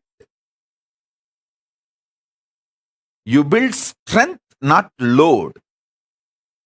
Same way in your economic principles. I am not saying money is bad. Be very clear. Money is good when you have the purpose. If not, you will not know what to do with it. I have always seen how the Indian middle class people think, first let me become engineer, then I will think what I want to become in my life. By the time you become engineer, you are already a fool and you don't know what to do with your life. And you don't even see, actually, after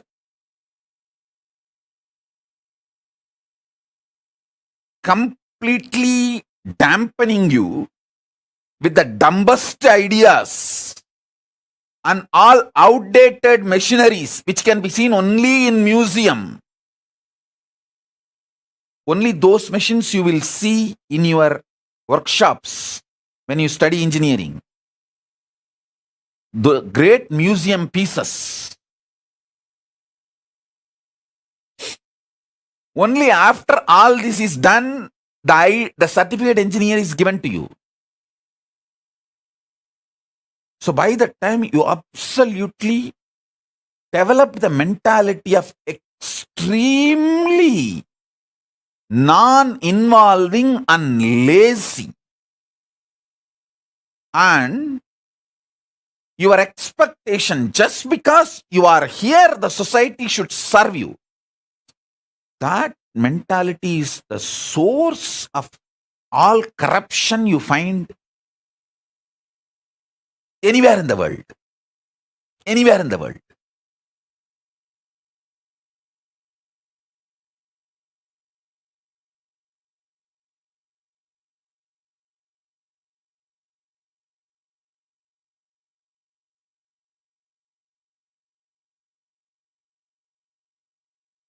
Listen carefully.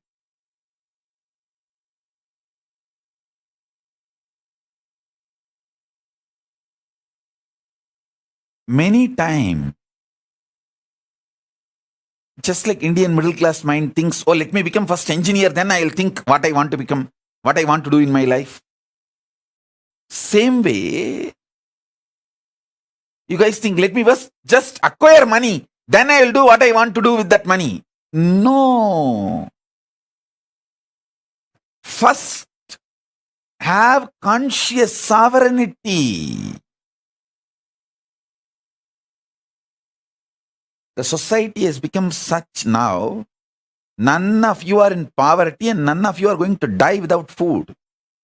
The moment you found your basic needs, food, shelter, clothes, focus on conscious sovereignty, realizing the core purpose of your existence. That will tell you the purpose for which you want wealth. So when you start working for wealth itself, you will continue to fulfill the purpose. So your life itself will be a joy. Your path and goal will be one and the same. You will be enjoying the very path, not waiting for the goal to celebrate your life. The path itself becomes celebration. I tell you,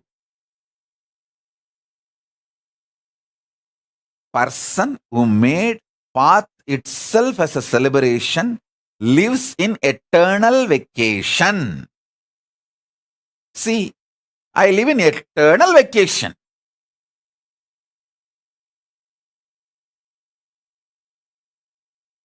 I work 24/7 and I live in eternal vacation.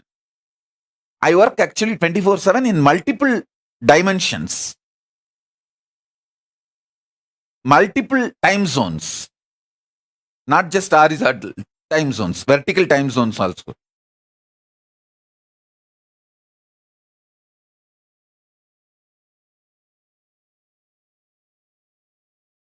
Understand,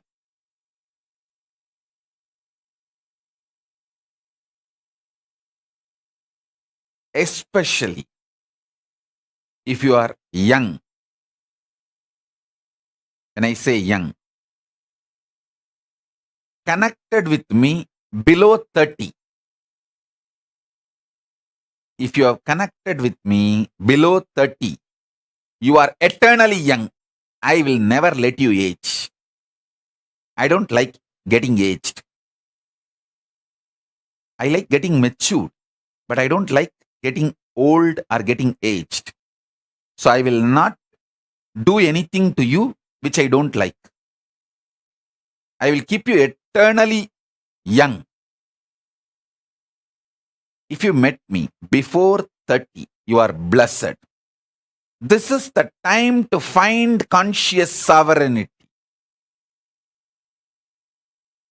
Focus on that. If you met me before 30, I make you 16 and keep you 16 ever. Listen.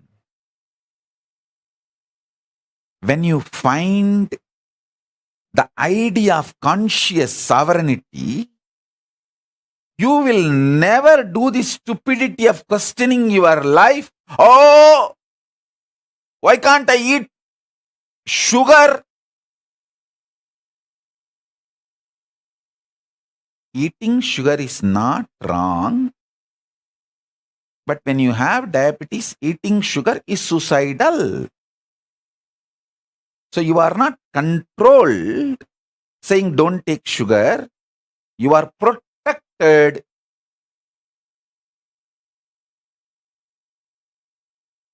With the understanding taking sugar is suicidal when you are diabetic. Even otherwise, taking sugar is not good for health. That is separate. I am telling you, listen. People think, let me find wealth, then I'll decide what I want to do. Hey, by the time you find wealth, you abused you and built a wrong mental setup. When will you break that? Breaking that becomes a big headache.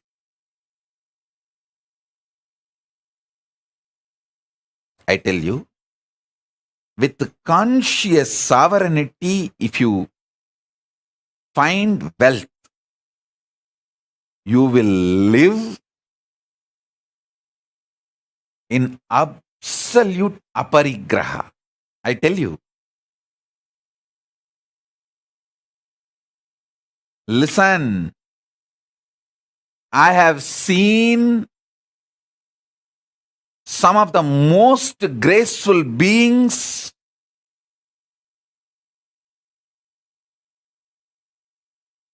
demonstrating minimalist lifestyle, literally having the amount of wealth equivalent to kings. Whether Tiruchi Swami is the founder and head of the Kailasa Mahasamsthana in Bangalore, which has branches all over India. He built a beautiful Devi temple which is literally now golden temple. The whole Garbhagriha, Vimanam is golden and Garbha Mandir is golden. He literally built a golden temple for Devi. And the amount of wealth around him and the minimalist life he lived, he had everything, including golden throne, crown, jewels, everything. He will sit in the golden throne, silver throne, on those timings when he is receiving the Pada Puja or when he is doing his responsibilities.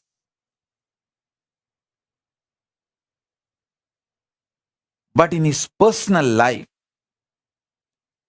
he will not one more extra betel leaf. He will not waste one betel leaf from his own garden. And he will not get the third set of dress for his personal room. I asked him once, Swami, it is all for you. Why can't we have the few more sets of dress? He told in Tamil, hey, சிம்மாசனம் கொடை சப்பரம் சாமரம் எல்லாம் நமக்கு வேலை, உரிமை இல்லை, உடமை இல்லை. Means the palki, all the umbrella, paraphernalia, throne, all that is our job, responsibility. Neither right, means neither we are the owners, nor it is ours. Listen.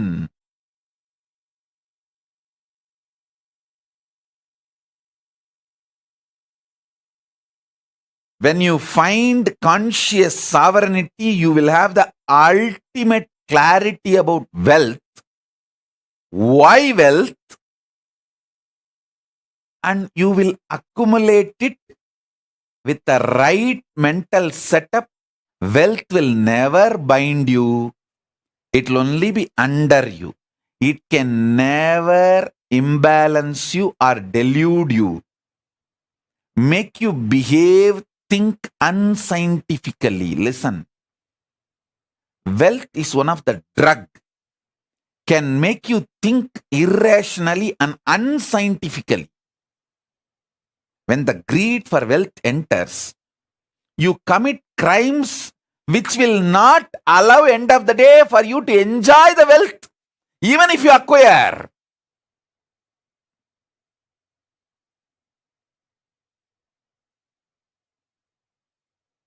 That's a funny thing.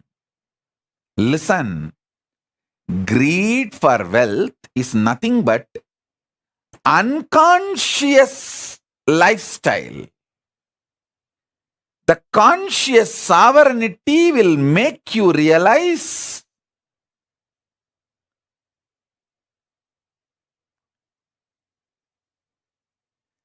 purpose of everything, purpose of health, purpose of wealth. See, what is the purpose of my health?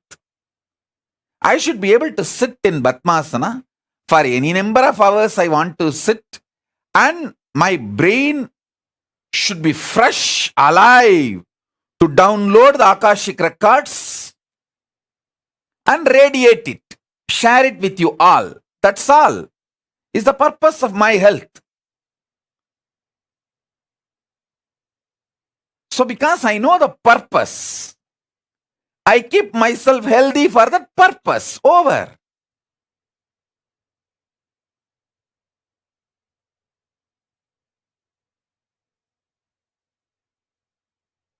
My purpose is my body should cooperate with me to be in samadhi continuously and sit and initiate people, teach people whenever I want to do. That's all.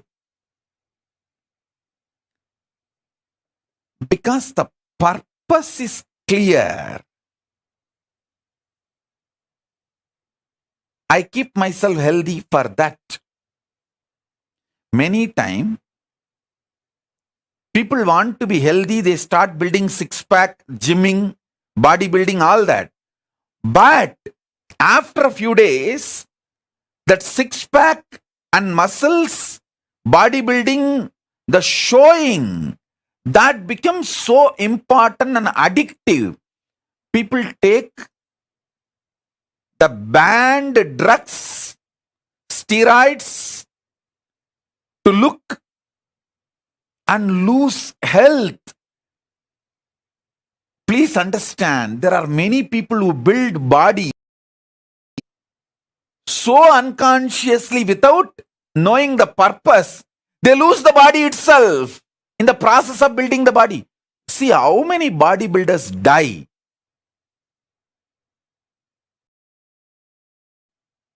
by taking the wrong steroids to show. I tell you, same way, wealth. There are so many people unconsciously acquired wealth and don't know what to do. That load kills them. Our people around them exploit them, bind them, destroy their life, and life is lost. So in every level, conscious sovereignty is the first truth you should start experiencing. This should be your priority. Understand? Not just wealth, purpose of wealth. Not just health, purpose of health. Not just living unconsciously, purpose why you exist is the basic need for life. Listen.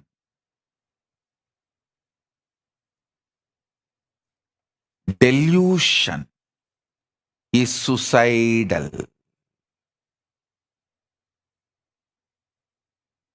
Delusion is suicidal. In every level, delusion is suicidal. I have seen people, the most graceful people,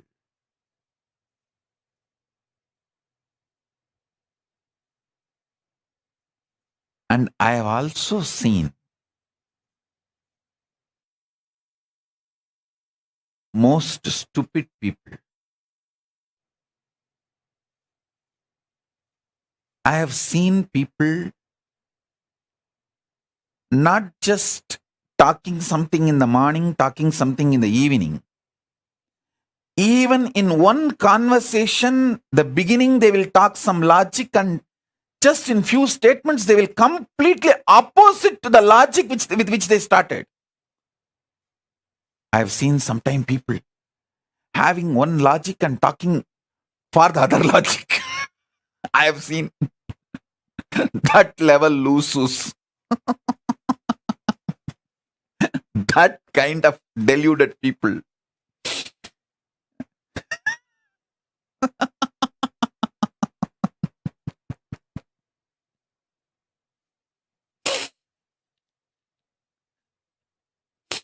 Those are the moments I feel compassionate for myself.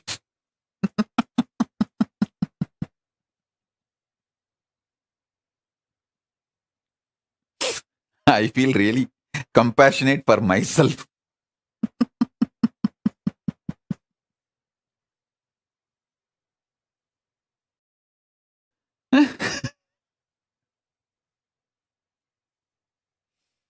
Anyhow, I think now everyone feels, is this me? Is this me? Is this me Swamiji is talking about?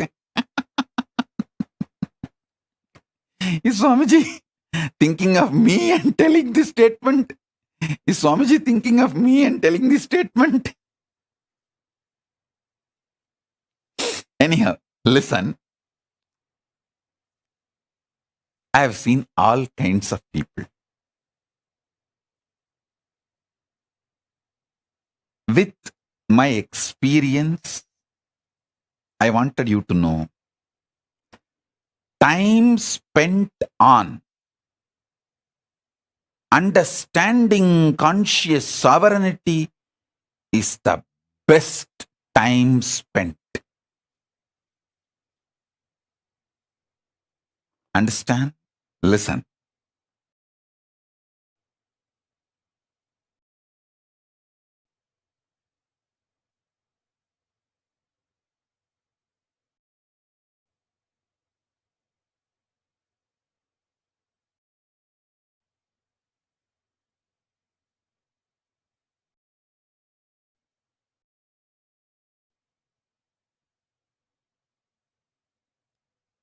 Even manifesting powers manifest the right power for your purpose. Understand? The purpose you want to exist.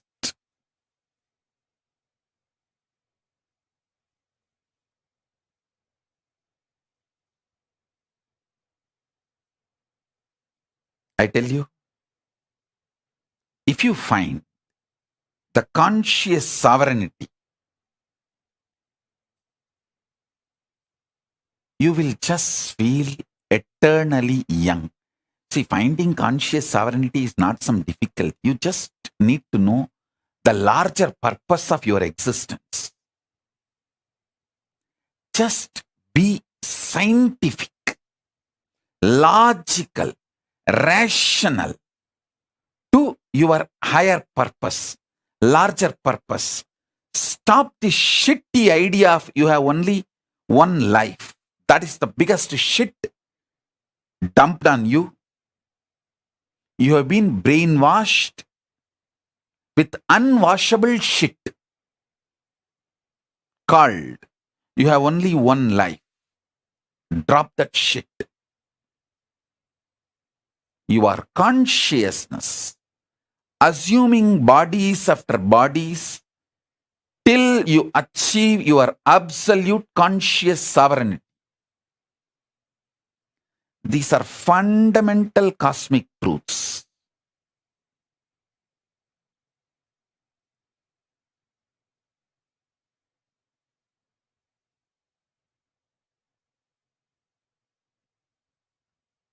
Start looking at your life with these fundamental cosmic truths.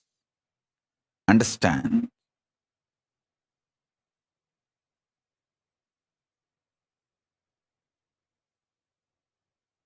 Stop associating yourself with the delusion or the impact of drug called delusion on your brain as you. See, the impact of the delusion drug on your brain forms a fog called mind. You associate yourself with that and make your life's decisions, which is absolute unscientific. Listen, absolute unscientific. Understand that. Just listen. Be scientifically scientific, logically logical, rationally rational. As I said just now, Tirichi Swamigal or Swami Gautamanandaji, the wealth around them is much more than kings will have. But they lived such absolute minimalist lifestyle. Because they know the purpose of wealth. I learnt exactly that from my gurus.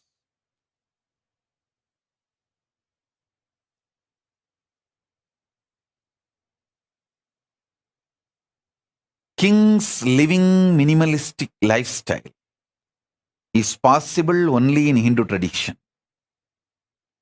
Because if you know the conscious sovereignty,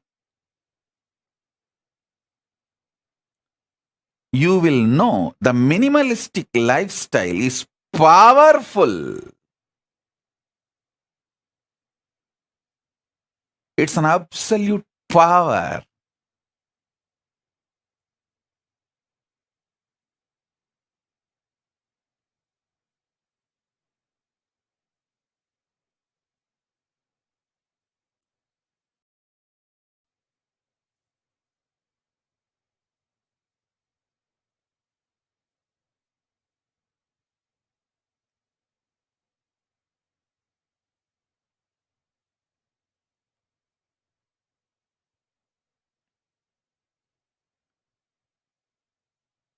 This whole Chaturmasya, I name it as conscious sovereignty Chaturmasya.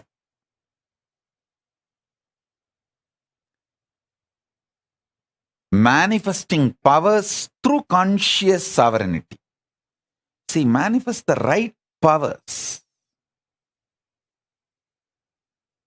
There are many powers you may not need.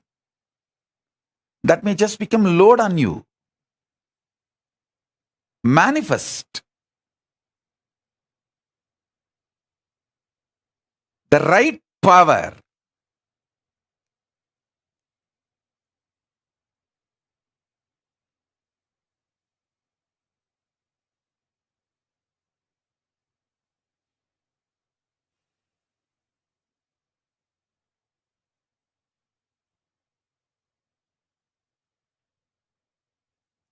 Especially manifest powers by breaking the prenatal patterns called karma and postnatal karma called patterns. Break them and manifest powers. You will know exactly what kind of powers you need. If you are addicted to food pattern, break them. Then you will see the Nirahara manifest as a power, and not only you become healthy and you are free from addictions, you live long. Listen. If you are addicted to food patterns, I have a great news for you. Break those addictions through proper Nirahara Samyama step by step and manifest powers. You will see not only you become healthy, you will live long.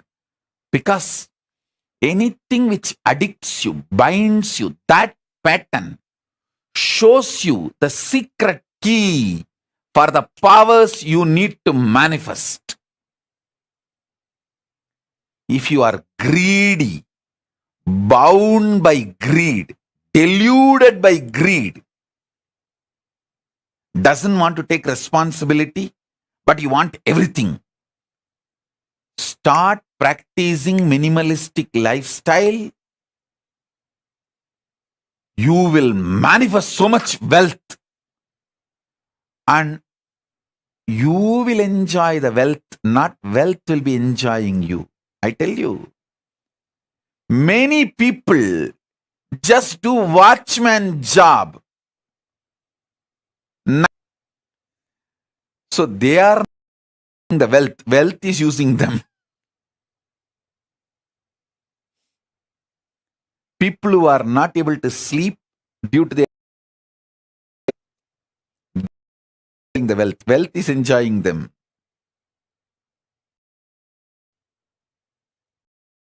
Few days you enjoy, you smoke, then cigarette smokes you. Understand what I am trying to tell you.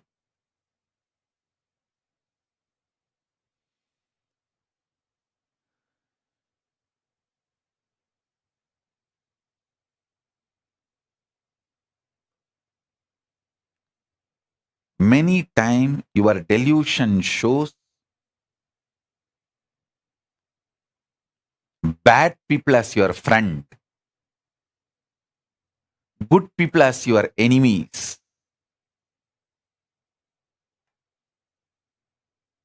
The pressure of hormones, chemicals, frustrations inside you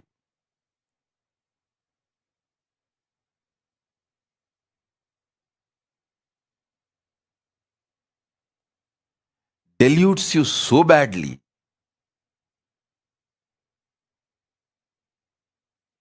Conscious sovereignty is the only solution.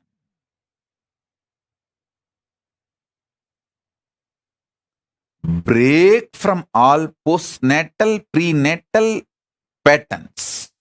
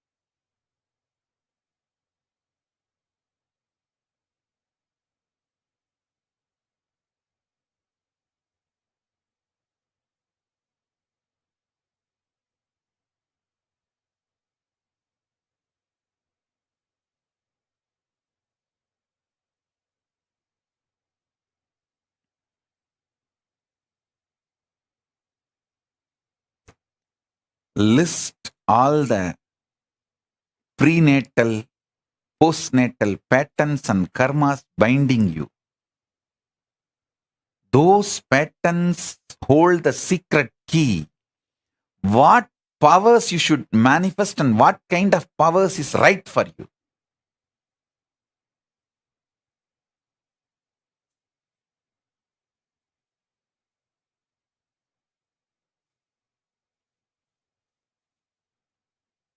I'll give you a few minutes.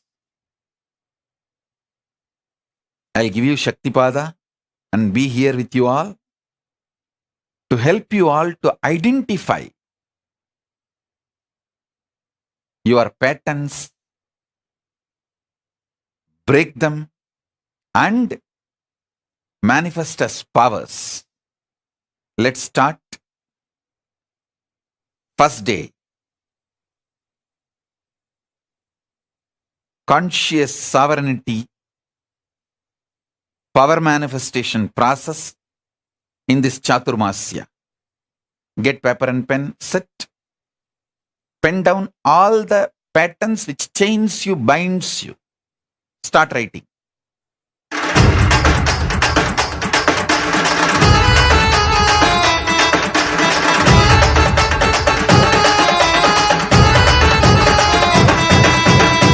அண்ணாமலையில் பிறந்தான் மொழி எண்ணாத யோகமை கொண்டிட நித்யன் ஈரேழு லோகத்திற்கெட்டா ஈசன் முக்தி நெறி அருளவே நித்யனாய் உலகிற்கு வந்தம்மை ஆட்கொள்ள தேவர்களை காத்திட வைத்தான் தாயாய் பேரருள் புரிய உடல் ரோமம் சிலிர்த்திட நித்யனாய் வந்து அண்ணாமலையில் பிறந்தான்.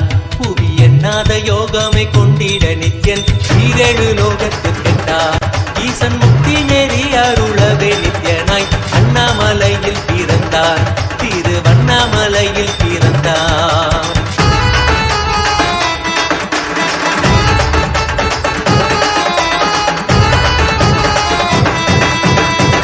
கிளப்பி விட்டேனில் பர தத்துவம் கற்பித்த பரம ஞானியாய் ஞானக்கண் கொடுத்த நமக்கே ரூபம் காட்டிய மாய வித்தை செய்யும் நித்யன். வித்தை கிளப்பி விட்டேனில் பர தத்துவம் கற்பித்த பரம ஞானியாய் ஞானக்கண் கொடுத்த நமக்கே ரூபம் காட்டிய மாய வித்தை செய்யும் நித்யன் அண்ணாமலையில் பிறந்தான். புவி எண்ணாத யோகமே கொண்டிட நித்யன் ஈரேழு லோகத்திற்கெட்டார்.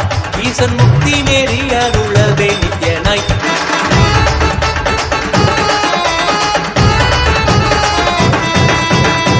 பொருளான நித்யனை ஆழ்ந்து சிந்திக்க ஐயனின் ரூபம் விளங்கும். தாண்டும் சிவசக்தியாக ஐம்பொறிகளுக்கும் புலனாகின்ற நித்யன்.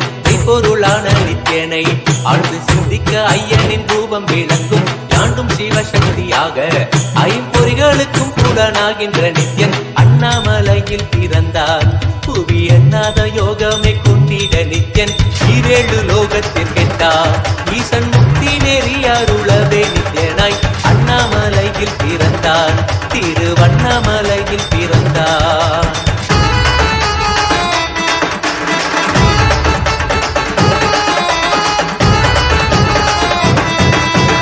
உள்ளும் பூரமும் இருந்து உயிர் பக்குவமாக்கிடும் பரமனாம் நித்யன். ஞானப்பாடி தங்கள் ஏழும் கொண்ட ஞானமும் ஆகிய ஆண்டிடும் நித்யன். உள்ளும் பூரமும் இருந்து உயிர் பக்குவமாக்கிடும் பரமனாம் நித்யன். ஞானப்பாடி தங்கள் ஏழும் கொண்ட ஞானமும் ஆகிய ஆண்டிடும் நித்யன் அண்ணாமலையில் பிறந்தான். புவி எண்ணாத யோகமே கொண்டிட நித்யன் ஈரேழு லோகத்திற்கெட்டார். ஈசன் முக்தி நெறி அருளவே நித்யனாய் அண்ணாமலையில் பிறந்தான். நித்யன் அண்ணாமலையில் பிறந்தான்.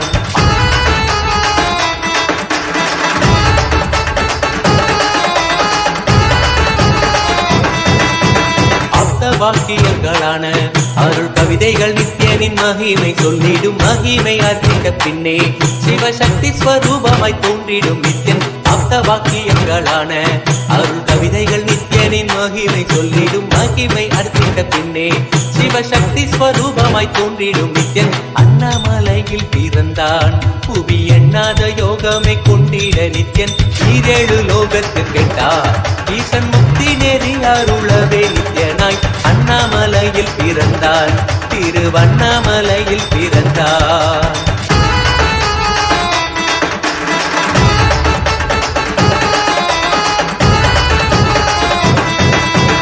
புண்ணிய கேத்திரம் தனிலே நித்யன் உன்னத நீலை ஊழத்தில் வருமே. விண்ணவர் மன்னவர் ஒப்ப அகிலம் ஆளும் கீர்த்தியுட ஈசன் நித்யானந்தன். புண்ணிய கேத்திரம் தனிலே நித்யன் உன்னத நீலை ஊழத்தில் வருமே. விண்ணவர் மன்னவர் ஒப்ப அகிலம் ஆளும் கீர்த்தியுட ஈசன் நித்யானந்தன் அண்ணாமலையில் பிறந்தான். யோகமே கொண்டிட நித்யன் ஈரேழு லோகத்திற்கெட்டார். ஈசன் முக்தி நெறி அருளவே நித்யனாய் அண்ணாமலையில் பிறந்தான். நித்யன் அண்ணாமலையில் பிறந்தான்.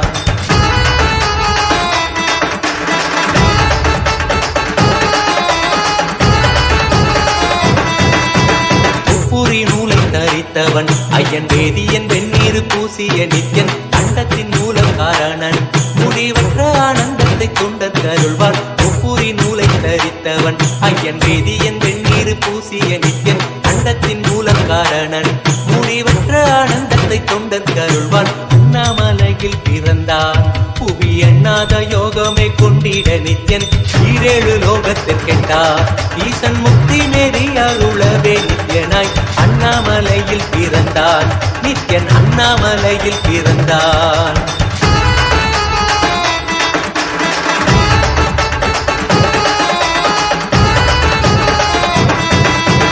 பேரறிவு பொருள் நித்யன் உலகாளும் ஊரை மன்னவர் கழித்தவன். அர்த்தநாரீஸ்வரனாக அருள் செய்திட்டே எம்மை ஆட்கொண்டிடும் நித்யன். பேரறிவு பொருள் நித்யன் உலகாளும் ஊரை மன்னவர் கழித்தவன் அர்த்தநாரீஸ்வரனாக அருள் செய்திட்டே எம்மை ஆட்கொண்டிடும் நித்யன் அண்ணாமலையில் பிறந்தான். புவி எண்ணாத யோகமே கொண்டிட நித்யன் ஈரேழு லோகத்திற்கிட்டா ஈசன் முக்தி நேரி அருளவே நித்யனாய் அண்ணாமலையில் பிறந்தான். நித்யன் அண்ணாமலையில் பிறந்தான்.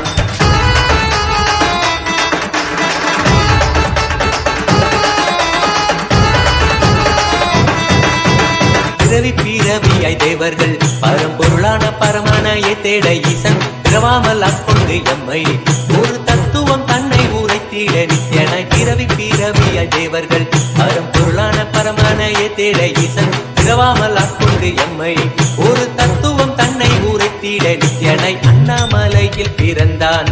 புவி எண்ணாத யோகமே கொண்டிட நித்யன் ஈரேழு லோகத்திற்கெட்டா ஈசன் முக்தி நெறி அருளவே நித்யனாய் அண்ணாமலையில் பிறந்தான். திருவண்ணாமலையில் பிறந்தான்.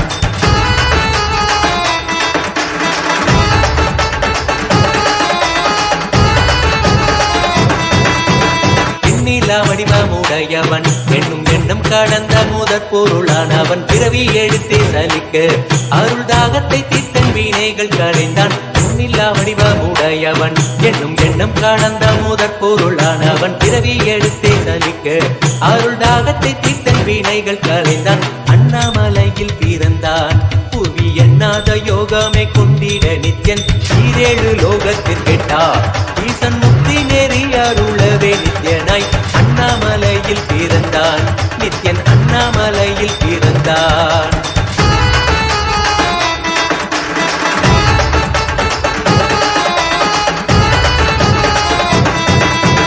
ஆனந்தமாய் என்னுள் நித்யன் முக்தி மார்க்கத்தை காட்டி வீட்டிருந்தருள்வான். மாலையன் காணாத சோதியன் தெளித்தேனாய் இனித்திட ஞானம் அருள்வான். ஆனந்தமாய் என்னுள் நித்யன் முக்தி மார்க்கத்தை காட்டி வீட்டிருந்தருள்வான். மாலையன் காணாத சோதியன் தெளித்தேனாய் இனித்திட ஞானம் அருள்வான். அண்ணாமலையில் பிறந்தான். புவி எண்ணாத யோகமே கொண்டிட நித்யன் ஈரேழு லோகத்திற்கெட்டா ஈசன் முக்தி நெறி அருளவே நித்யனாய் அண்ணாமலையில் பிறந்தான். நித்யன் அண்ணாமலையில் பிறந்தான்.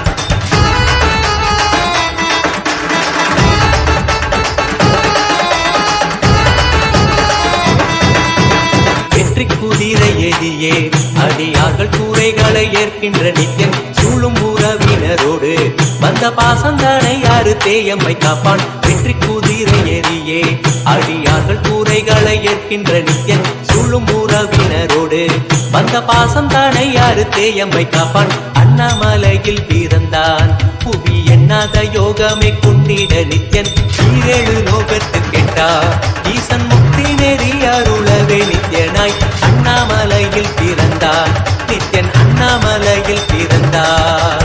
நித்யனை பற்றுவதொன்றே உபாயம் என்பதானால் பற்றி பிடித்தோம். நித்யன் பாதம் ஒன்றே சதம் அவன் நாமம் சொல்லியே நித்யானந்தம் கொள்ளுவோம். நித்யனை பற்றுவதொன்றே உபாயம் என்பதானால் பற்றி பிடித்தோம். நித்யம் பாதம் ஒன்றே சதம் அவன் நாமம் சொல்லியே நித்யானந்தம் கொள்ளுவோம். அண்ணாமலையில் பிறந்தான். புவி எண்ணாத யோகமே கொண்டிட நித்யன் ஈரேழு லோகத்திற்கெட்டா ஈசன் முக்தி நெறி அருளவே நித்யனாய் அண்ணாமலையில் பிறந்தான். திருவண்ணாமலையில் பிறந்தான்.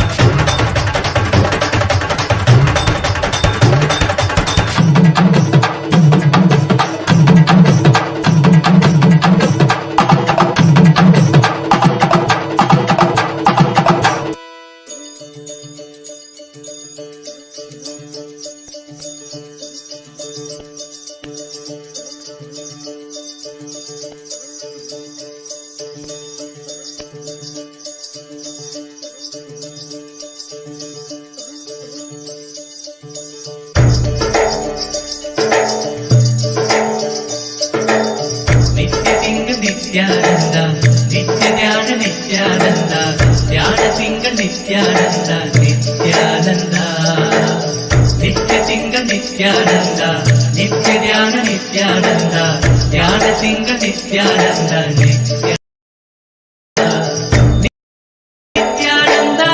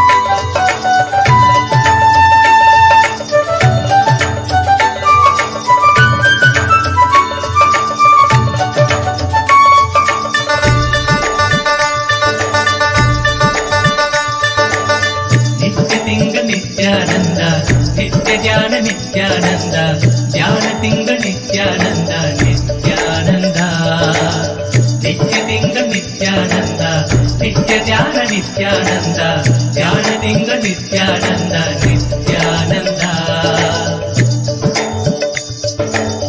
नित्यलिङ्ग Nityanand नित्यध्यान Nityanand ध्यानलिङ्ग Nityanand नित्यलिङ्ग Nityanand नित्यध्यान Nityanand ध्यानलिङ्ग Nityanand नित्यानन्दने Nityanand सत्यवेदने Nityanand वेदरूपणे नित्यानन्दने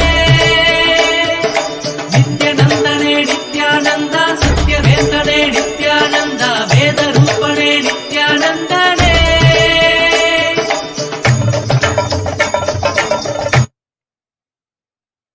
Bless you all as a living, complete manifestation, as a living Purnavatara of Paramashiva. I bless you all. Let's all radiate with integrity, collective integrity, authenticity, responsibility, enriching, causing, living Paramadvaitam, Shuddhadvaita Saivam, the state, space, being, powers, superconsciousness and Kailasa of Paramashiva, Paramashivoham, Om Nithyananda Paramashivoham, the eternal bliss Nithyananda. Thank you. Be blissful.